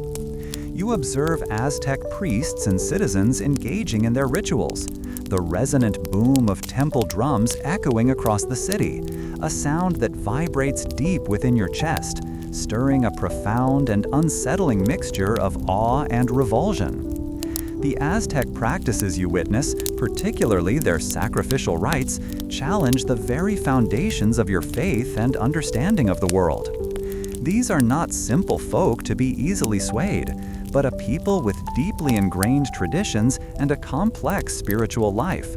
A realization that began to dawn on you during your first cautious encounters inland. The sheer visual spectacle of their city, teeming with life and intricate artistry, further solidifies this understanding, making the prospect of simple conquest feel increasingly hollow. The power and sophistication of this civilization are undeniable, forcing a re-evaluation of your initial assumptions. This careful observation of Aztec life, so different from anything you've known, has been made more profound by your interactions with Ixtli, a respected elder from a neighboring allied group. Your earlier act of offering peace has allowed him to share his knowledge more freely, and his guidance has been invaluable, not only in navigating the unfamiliar landscape, but also in understanding the subtle nuances of this new society. He has spoken of the empire's intricate social order and the delicate balance of power that governs its populace, offering insights that go far beyond the simple pursuit of glory and gold. As you move through the grand courtyards and along the bustling canals, the unique scent of flowers cultivated in the floating gardens drifts on the breeze, a sweet counterpoint to the ever-present awareness of watchful eyes. This controlled environment, while seemingly designed for comfort and display, also serves as a constant reminder of your status as a guest and, more significantly, a potential threat. The Spanish eagerness for the wealth displayed by Moctezuma's emissaries, the gleaming gold and luxurious textiles, continues to create friction, a stark contrast to the subtle, almost ritualistic diplomacy the Aztecs employ. The memory of the decision to scuttle the ships, a grim act of commitment made by Cortés to prevent retreat, weighs heavily on you. It cemented the seriousness of your undertaking, and now, surrounded by such evident power and cultural depth, that decision feels both resolute and terrifying. You find yourself wrestling with the implications of your presence here, the vast gulf between your world and this one, and the inevitable clashes that seem to lie ahead, despite the moments of shared curiosity and cautious respect. This internal conflict grows with each passing day.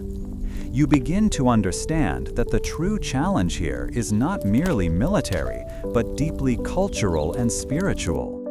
The way the Aztec people honor their gods and maintain the structure of their society, even in the face of the Spanish presence, demands a respect you were not prepared to give. The rhythm of life here, dictated by ancient traditions and the cycles of nature, is a stark contrast to the hurried pace of your own world. This realization prompts a deeper question. Can one truly understand a civilization simply by conquering it, or does such an act inherently destroy the very essence you seek to comprehend? The echoes of this moment, standing amidst the wonder and unease of Tenochtitlan, will shape your understanding of this land and its people, influencing every step you take forward. Alarm bells began to ring, their frantic clamor cutting through the usual sounds of the palace compound. Your training, honed by weeks of tense observation, immediately put you on guard. You felt a surge of adrenaline as shouts erupted from the courtyard. Soldiers, members of Alvarado's garrison left in charge while Cortés was away, were scrambling for their weapons. A swift, unsettling realization washed over you. The uneasy peace had been shattered, and the fragile situation had tipped into outright conflict. The echoes of this moment, standing amidst the wonder and unease of Tenochtitlan, will shape your understanding of this land and its people, influencing every step you take forward. Alarm bells began to ring, their frantic clamor cutting through the usual sounds of the palace compound.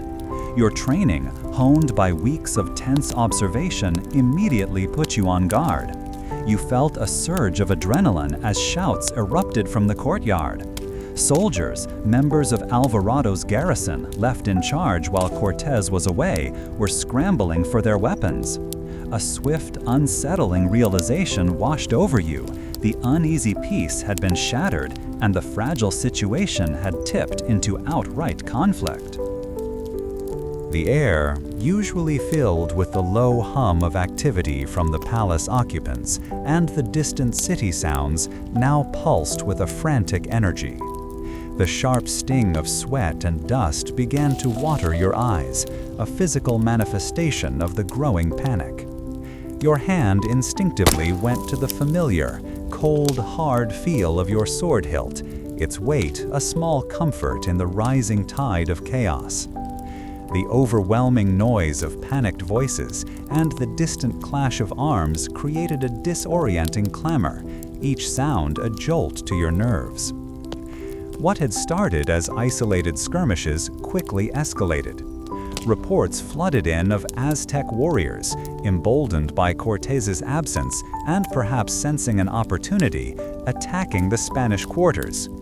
The Aztec people, who only days before had displayed a mixture of curiosity and deference, now seemed filled with a desperate fury. You saw firsthand how Moctezuma, held as a sort of honored guest, became the focal point of the escalating violence, his presence a symbol of the fractured trust between our forces and the city's leaders. The growing unrest among our own men was palpable. Heated discussions erupted within earshot as soldiers debated the best course of action. A vocal faction, their faces grim and their voices edged with fear, argued for immediate, overwhelming retaliation against the Aztec populace. Their reasoning was simple: strike hard and fast to reassert dominance and prevent further attacks. You understood their fear, having witnessed the swift ferocity of the Aztec warriors in previous, smaller encounters. However, your memory recalled different faces. You remembered the initial kindness of some of the people you encountered upon landing, the genuine curiosity in their eyes before fear took hold. You also recalled the strategic importance of the Tlaxcalan alliance, a partnership forged through mutual enmity with the Aztecs, and the severe consequences a widespread massacre might have on that vital relationship. This internal conflict pulled at you, a reflection of the man you were becoming. Taking a deep breath, you found yourself stepping forward, speaking out against the call for indiscriminate violence. You argued for a more focused approach, one that targeted the specific aggressors rather than unleashing widespread destruction. Your voice, though perhaps not as loud as others, carried the weight of your earlier decisions. The choice to offer that small piece of hardtack, the decision to prioritize regrouping during that earlier skirmish, these moments had shaped your perspective, leading you to believe that a measured response was still possible and strategically vital. The Tlaxcalan allies, who had gathered in significant numbers to support our efforts, watched these internal Spanish debates with keen interest. Their own history with the Aztecs was one of deep-seated animosity, and the sight of Aztec warriors attacking the Spanish offered them a grim satisfaction. Yet they understood the delicate balance of power and the need for strategic unity.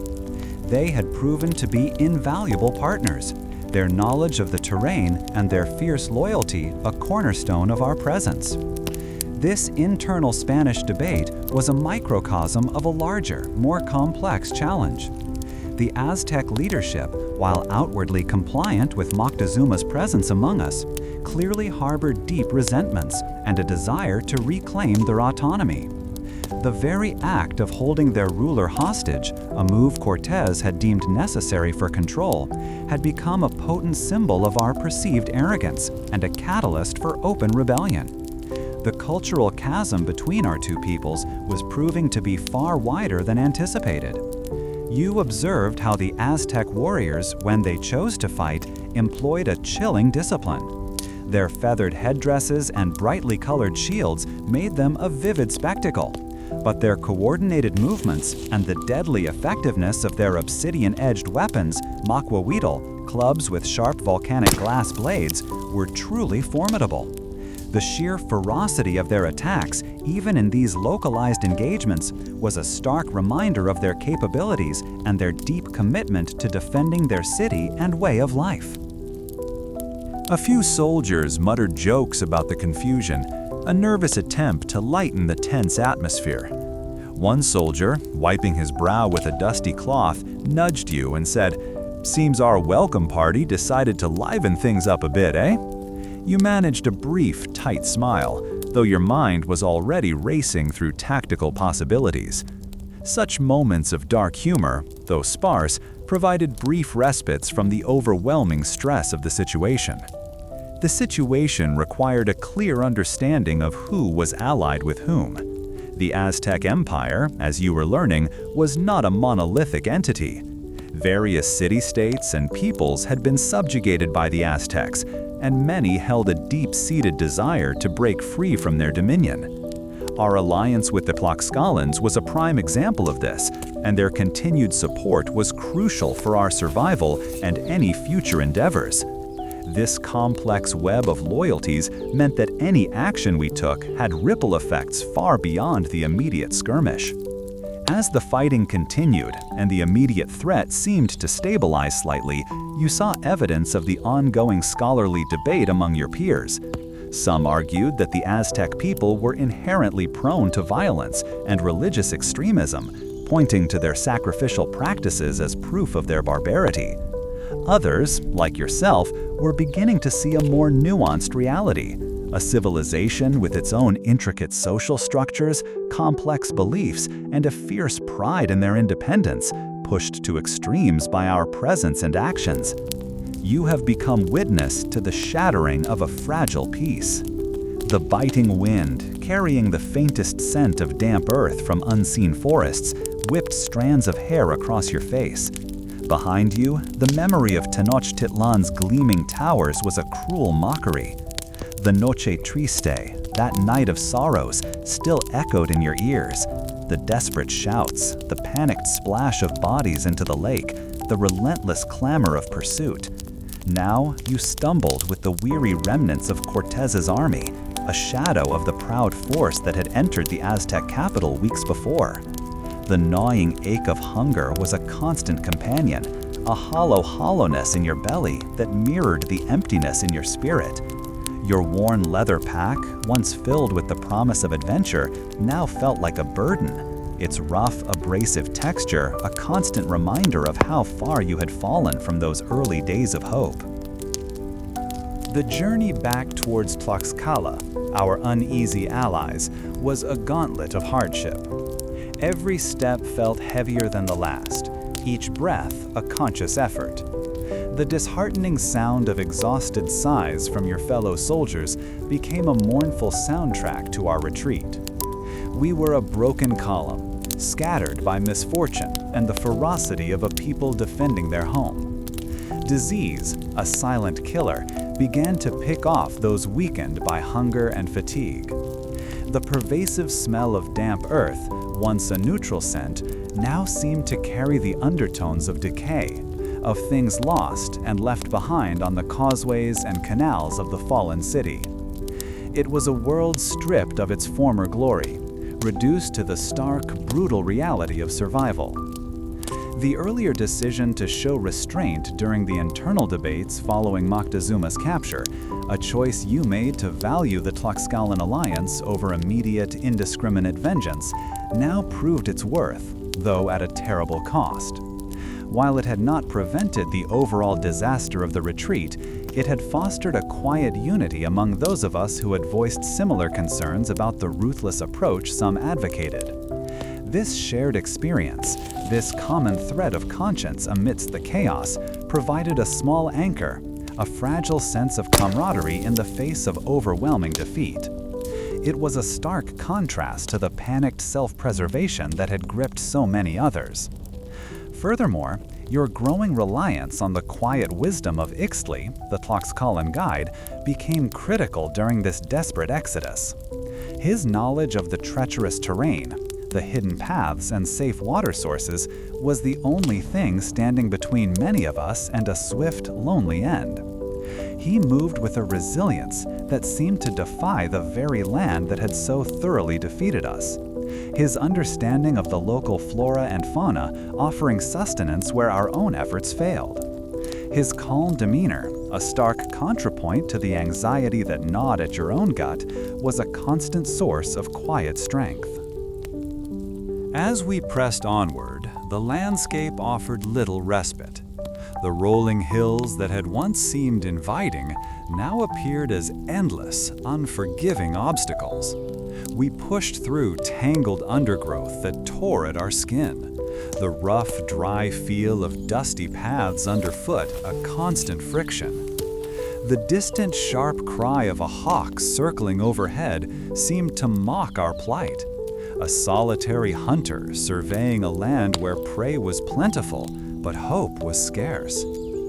The distinct smell of wood smoke, once a comforting sign of human presence, now served only as a reminder of the Allied encampments we hoped to reach, a distant beacon in this wilderness of despair.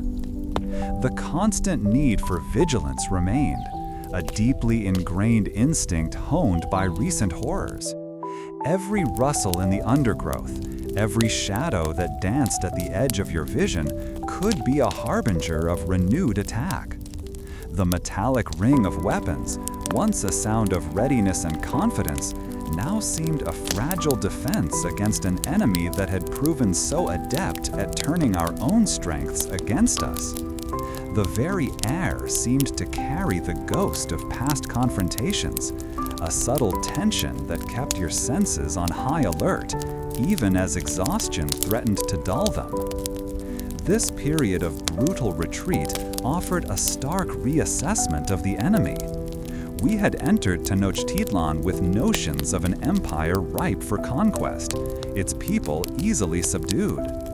Now, however, the memory of their fierce defense, their disciplined formations on the causeways, and their relentless pursuit after our withdrawal painted a different picture. They were not merely a populace to be subjugated.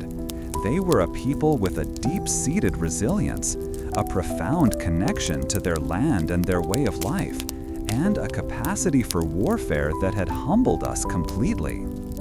The harshness of the journey forced an almost instinctual shift in focus. Gone were the ambitions of gold and glory, replaced by the primal need for survival.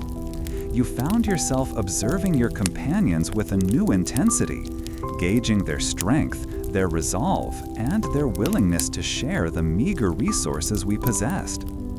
The bonds forged in the crucible of this retreat were different from those of conquest. They were born not of shared victory, but of shared suffering, and a mutual understanding of the precariousness of our existence. This shared hardship brought forth a contemplation of the nature of courage.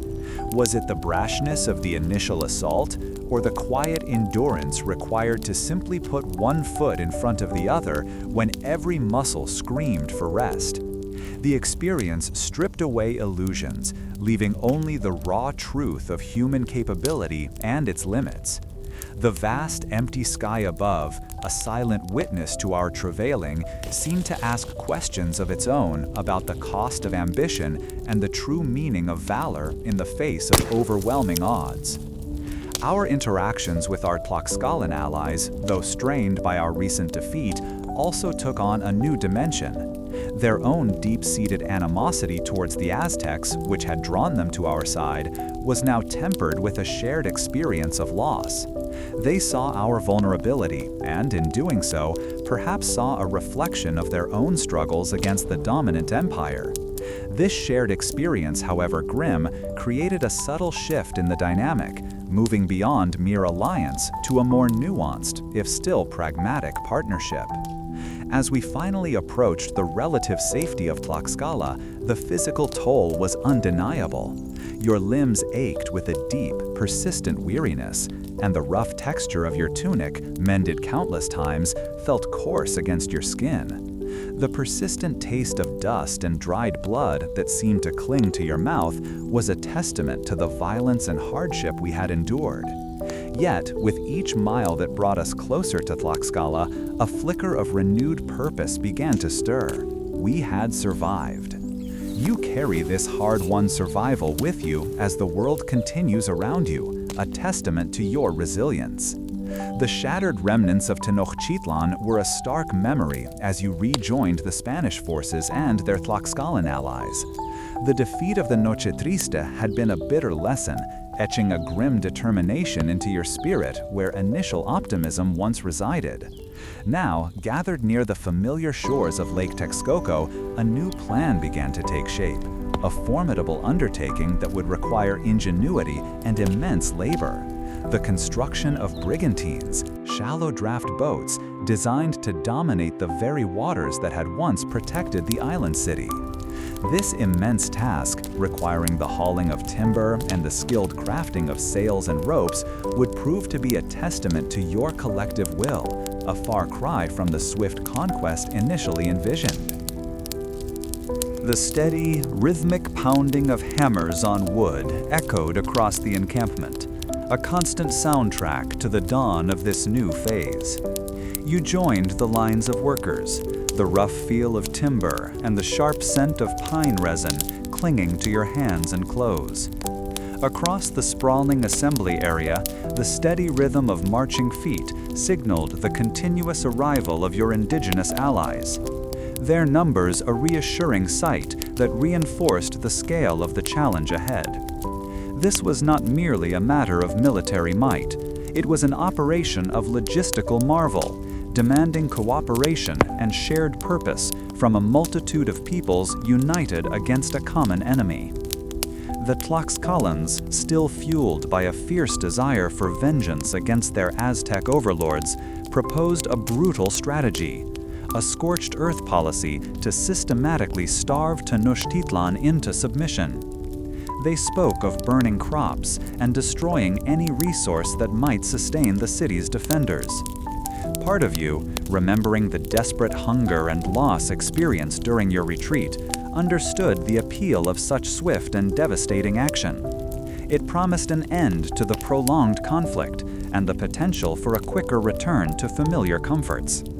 Yet, as you considered their words, a different memory surfaced: the cautious respect you had begun to develop for individuals like Ixtli, your earlier gesture of offering peace to those fearful villagers, and the understanding that this was a civilization with complex human lives at its core. The thought of inflicting such widespread suffering, of turning fertile lands into barren wastelands, gnawed at your conscience. It felt like a betrayal of the subtle understanding you had started to build, a regression to the simplistic brutality that had marked the initial stages of your arrival. Therefore, you found yourself torn. The urgency of the siege, coupled with the Tlaxcalan insistence on a decisive blow, created a powerful pull towards their proposed methods. However, the hard-won lessons from your encounters, the realization that mere force could not conquer hearts or minds, prompted a counter-argument. You recognized that the Aztec resilience was deeply rooted, and that a purely destructive approach might only harden their resolve and lead to even greater bloodshed in the long run. Therefore, you found yourself torn. The urgency of the siege, coupled with the Tlaxcalan insistence on a decisive blow, created a powerful pull towards their proposed methods. However, the hard-won lessons from your encounters, the realization that mere force could not conquer hearts or minds, prompted a counter-argument. You recognized that the Aztec resilience was deeply rooted, and that a purely destructive approach might only harden their resolve and lead to even greater bloodshed in the long run. You voiced your reservations to your comrades, suggesting an alternative. Instead of wholesale destruction, you advocated for a more strategic approach, cutting off the vital supply lines that fed the city. This would involve controlling the causeways and the lake, precisely the purpose for which the brigantines were being constructed. It was a plan that leveraged your burgeoning naval capabilities, aiming to isolate the enemy without resorting to the indiscriminate devastation that Tlaxcalans championed. This shift in focus, away from immediate widespread destruction and towards a calculated strangulation of resources, was met with a mix of agreement and resistance.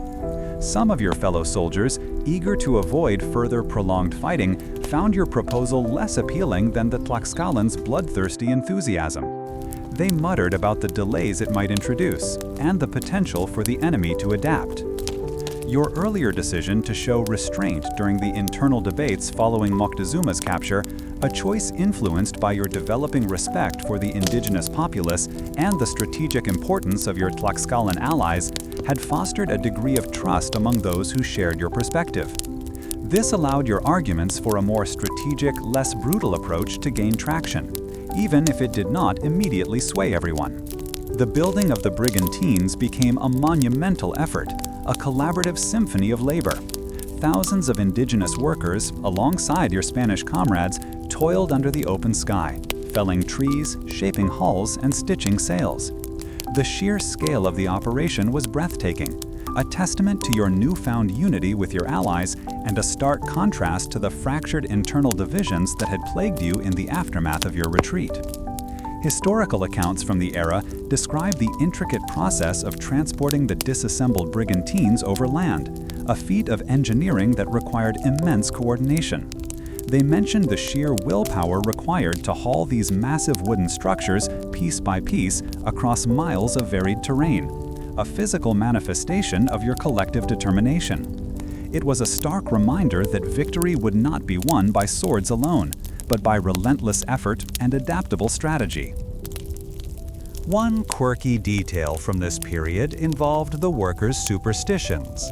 Many believed that the wood itself held memories, and that certain trees were better suited for ships than others, requiring specific chants to appease the forest spirits before felling.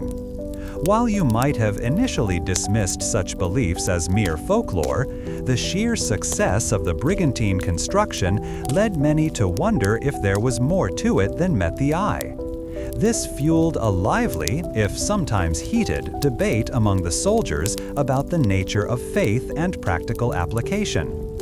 The scholarly debate continues to this day regarding the true motivations behind the Tlaxcalan push for scorched earth tactics. Some argue it was a genuine desire for retribution, while others suggest it was a calculated move to prolong the conflict and weaken Spanish reliance on their allies, thereby enhancing Tlaxcalan leverage. Understanding this dynamic adds another layer to the complex web of alliances and antagonisms that defined this period. As the first of the brigantines began to take shape, their hulls gleaming under the midday light, a tangible shift occurred. The grim determination you felt was now shared by your allies, their initial eagerness for vengeance tempered by the shared labor and the strategic vision you had helped to cultivate.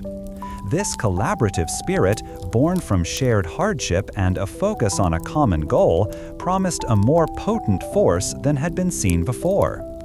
The work was grueling, the hours long, and the physical demands immense. Yet there was a sense of shared purpose that sustained you all. The rough texture of the wood under your calloused hands, the scent of pine resin, and the distant, steady rhythm of the hammers were constant reminders of the task at hand. You were no longer just soldiers.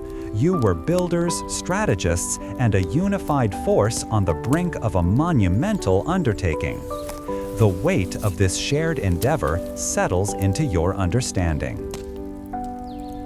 The causeways, long earthen paths elevated above the shallow waters of the lake, have become the arteries of a brutal war for Tenochtitlan. You are a part of the Spanish forces and are growing numbers of Tlaxcalan allies pressing the siege. Each step forward is a struggle against determined Aztec defenders who fight with a ferocity born of desperation, their obsidian-edged weapons glinting with a deadly sharpness. The clamor of battle is a constant, overwhelming roar, the clang of steel against stone, the sharp cries of warriors, and the rhythmic thud of your own heart against your ribs. Dust kicked up by countless feet and the movement of bodies stings your eyes, making it difficult to focus on the chaos unfolding around you. These are not the disorganized warriors you might have initially imagined. They are skilled combatants defending their homeland with every fiber of their being. You've learned to distinguish the urgent shouts of your Tlaxcalan comrades warning of an ambush or a breakthrough from the sounds of general conflict. This hard-won understanding, a skill honed since the early days of our march inland, is crucial for survival on these narrow, contested pathways. Your reliance on their guidance, a practice strengthened by the earlier respect you cultivated, has proven invaluable in navigating this treacherous environment.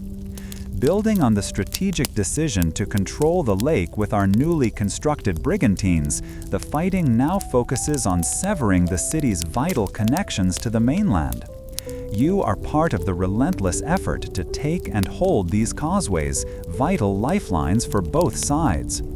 The sheer determination of the Aztec warriors who surge from the city's edges to meet us is a stark contrast to the early, hesitant encounters you experienced after landfall.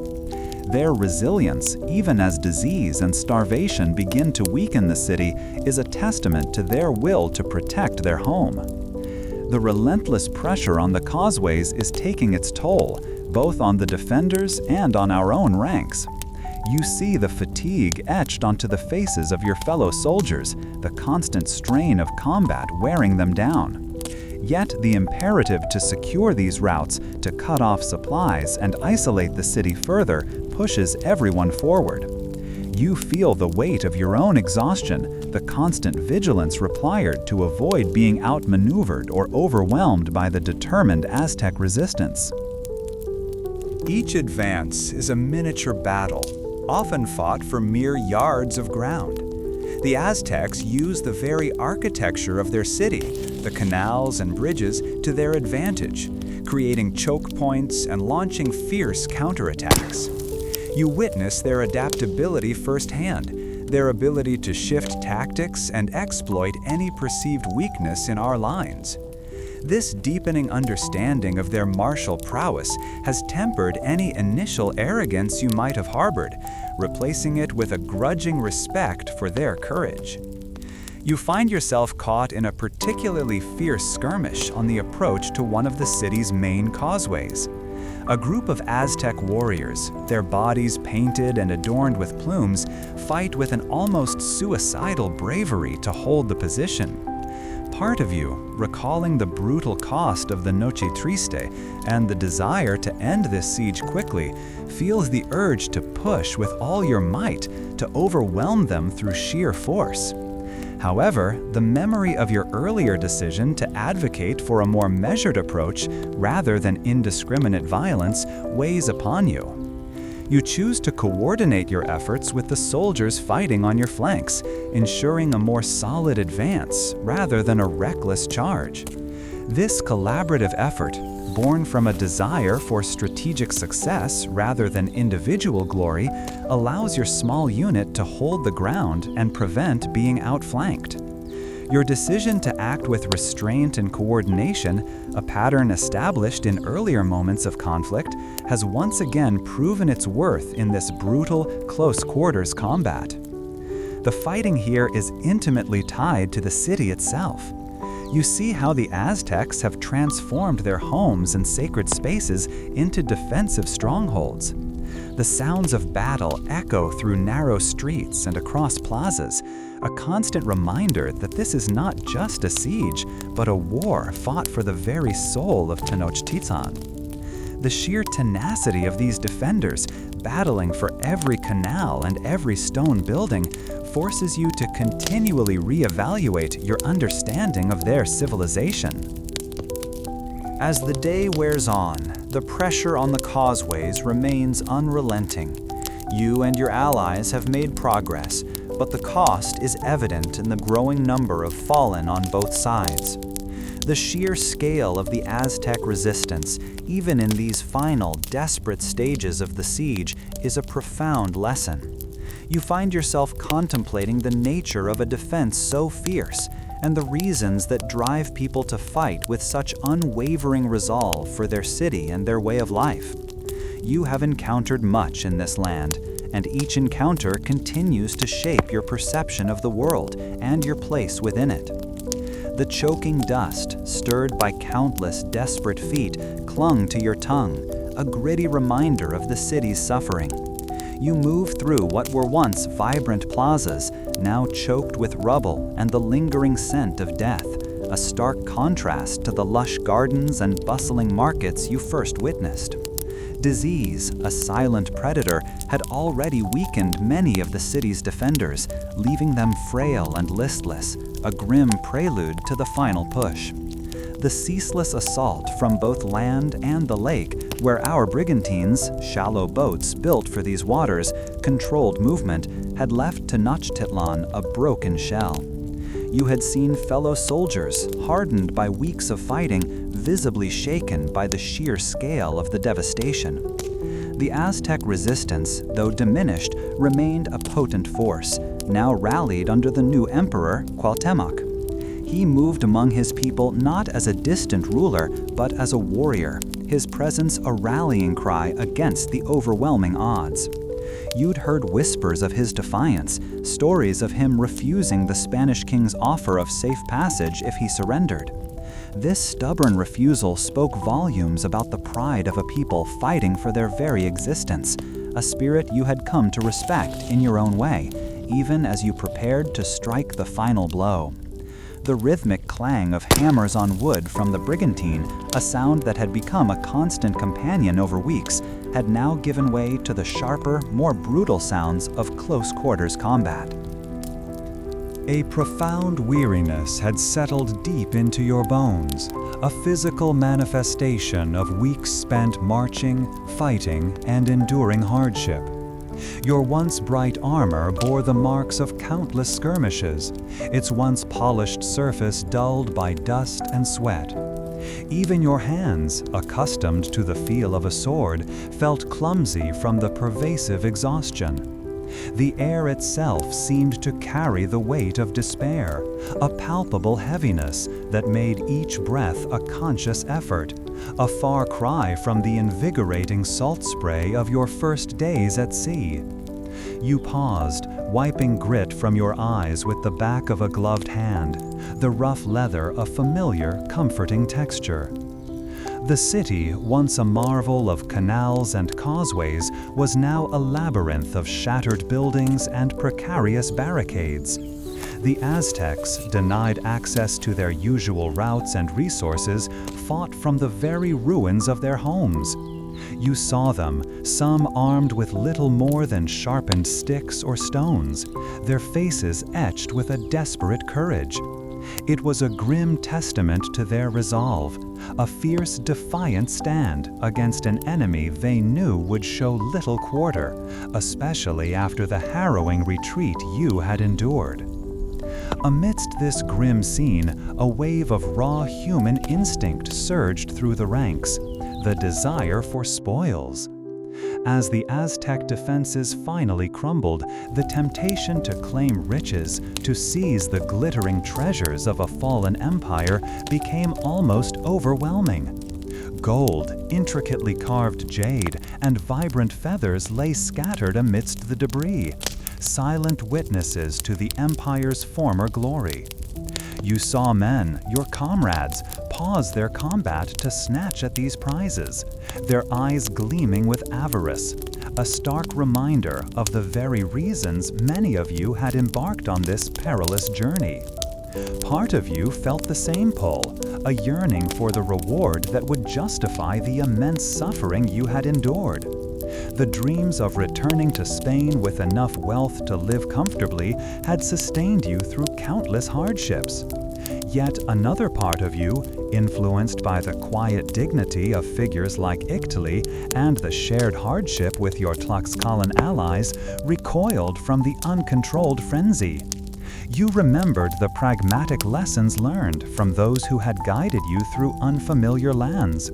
Their emphasis on alliance and strategic understanding over sheer acquisitive greed. You found yourself torn, the immediate allure of wealth clashing with a nascent sense of responsibility, a recognition that unchecked looting could sow further chaos and undermine the fragile peace we sought to impose. The harsh realities of war had stripped away much of your youthful idealism, but not all of it. It was in these moments, facing the rawest expressions of both human ambition and desperation, that your true character was forged, tested not by the might of the enemy, but by the impulses within yourself and your own kind.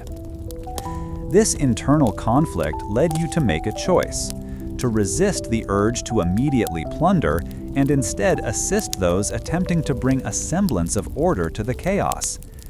You moved towards a group of your comrades who were trying to establish a perimeter, attempting to prevent the worst excesses of the looting. Their efforts were met with grumbling and defiant glares from some, but their actions were guided by a pragmatism that recognized the need for control in the immediate aftermath of such a brutal conflict, a pragmatic approach you'd learned was essential for survival. Your decision meant that while others surged forward to claim immediate riches, you and a smaller contingent worked to secure key areas and prevent outright destruction of remaining structures that might hold valuable records or supplies. This task, though less glamorous than claiming gold, felt more purposeful, a way to honor the resilience of the people whose city you had just conquered. It was a quiet, difficult labor, a stark contrast to the violent struggle that had defined the preceding weeks, and it required a different kind of courage. The work was arduous. You helped to carefully remove certain priceless artifacts to a secure location, while also ensuring that the remaining indigenous population was not subjected to further arbitrary violence by retreating soldiers. You even found yourself translating, through rudimentary gestures and the few words of Nahuatl you had picked up, between some of the victorious soldiers and the terrified civilians huddled in the ruins, an unexpected role that felt strangely natural. This effort, a direct consequence of your earlier choice to show restraint and build alliances, had fostered a different kind of respect among some of your fellow soldiers, who saw the strategic value in maintaining some goodwill. The taste of dust and dried blood remained in your mouth, a constant, unpleasant reminder of the intense fighting that had just concluded. The sheer visual devastation was overwhelming. Shattered buildings lay in heaps, their once grand facades reduced to rubble, the intricate carvings and painted stucco now buried beneath debris. The oppressive silence that had fallen between the final volleys of musketry and the shouts of victory was broken only by the sounds of weeping and the occasional crackle of dying embers. It was a silence that spoke of immense loss, of a civilization brought to its knees. As you worked, securing a section of what had been a magnificent temple complex, you heard the clatter of armor approaching. It was a seasoned sergeant, a man who had always favored swift action over diplomacy. He paused, observing your efforts. "Why waste time on this, soldier?" he asked, his voice rough. "The gold is waiting. Let them weep. We have won." His words echoed the sentiments of many, a direct challenge to the path you had chosen, but you simply shook your head, the rough fabric of your tunic feeling familiar against your skin. The discipline of the past weeks, the ingrained habit of following orders and recognizing strategic necessity, coupled with your own burgeoning sense of duty, compelled you forward. This work, this attempt to salvage something other than pure destruction, has become part of your own story. The fallen city of Tenochtitlan lay before you, a broken mosaic of shattered stone and displaced lives. The air, still carrying the faint, sharp scent of burned wood mingled with damp earth, offered little comfort. You stood on what had once been a grand avenue, now choked with debris, your boots crunching on broken pottery and fragments of carved obsidian. The vast sky, now an unbroken expanse of blue above the ruins, seemed to mock the grandeur that had once reached for it. This was the end of an era, the dawn of a new one, and the weight of your journey settled upon your shoulders with a profound heaviness. You found yourself reflecting on the man who had first stepped onto the creaking deck of that Spanish ship, filled with visions of glory and gold. That eager recruit felt like a distant memory, replaced by a hardened veteran who had witnessed the brutal cost of ambition and the bewildering complexities of this new world. The journey had been one of survival, of constant adaptation, and a profound, often agonizing education in the vast spectrum of human experience.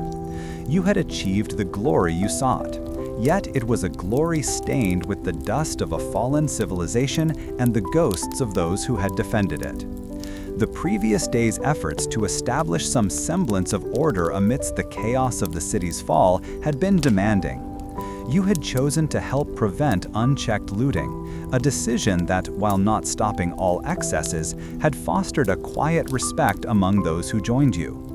This shared purpose, born from a desire to impose some control over the rampant greed, had already begun to forge new bonds, a subtle continuation of the earlier alliances you had cautiously built. Your shared responsibility for maintaining some semblance of peace, even in the midst of such devastation, felt like a more lasting accomplishment than any immediate plunder. You now moved through the outskirts of what remained of the city, your eyes scanning the landscape not for enemies, but for survivors. This focus, a stark contrast to the immediate clamor of battle that had dominated the past weeks, felt like a necessary evolution. The Tlaxcalan allies, though still fiercely proud of their role in the conquest, were also keenly aware of the need to manage the aftermath, their pragmatism a steadying influence. You observed how their warriors, so fearsome in combat, now moved with a different kind of purpose, assessing the damage and tending to their own wounded with a grim efficiency. The vastness of Lake Texcoco, once the lifeblood of Tenochtitlan, now seemed a somber witness to its demise. The intricate network of canals, which had served as the city's arteries, were now partially clogged with debris, their once clear waters reflecting the somber sky. You saw small groups of the city's inhabitants, those who had managed to evade the worst of the fighting and the subsequent disease, emerge from hidden places, their movements hesitant and their expressions etched with a deep weariness. They carried little, their possessions lost to the conflict, their primary concern now simply finding a safe place to rest. Among the remaining Aztec populace, you noticed a subdued quietude, a stark departure from the vibrant energy you had glimpsed upon first entering the city. Instead of the boisterous marketplaces and the constant hum of activity, there was now a pervasive stillness, broken only by the distant calls of scavenging birds. This profound silence spoke volumes about the extent of the devastation. It was a silence that felt heavier than any noise, a testament to the sheer scale of the human cost. And you found yourself wondering about the fate of those who had once called this magnificent place home. Your earlier decision to speak out against indiscriminate violence during the escalating tensions with Moctezuma had not erased the brutality of the recent events, but it had subtly shaped how you approached the immediate aftermath. You saw that a calculated approach, focused on dismantling the empire's power structure rather than its entire population, had allowed for a more manageable, though still devastating, outcome.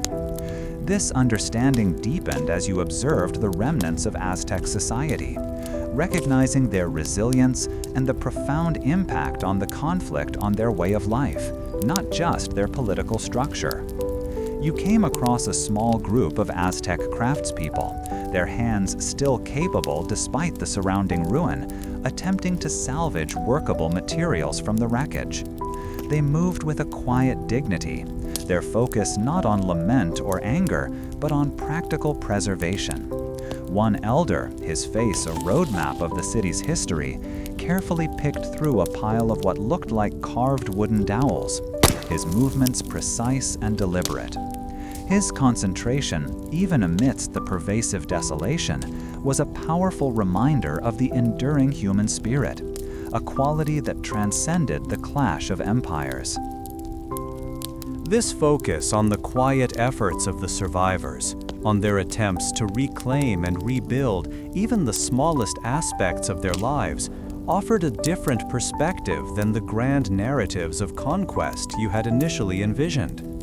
It was a view that emphasized the deep roots of culture and the tenacity of its practitioners, a continuation of the respect you had begun to foster for the indigenous peoples through your interactions with guides like Ixtli. His wisdom, gained from understanding the land and its people, felt more relevant now than ever.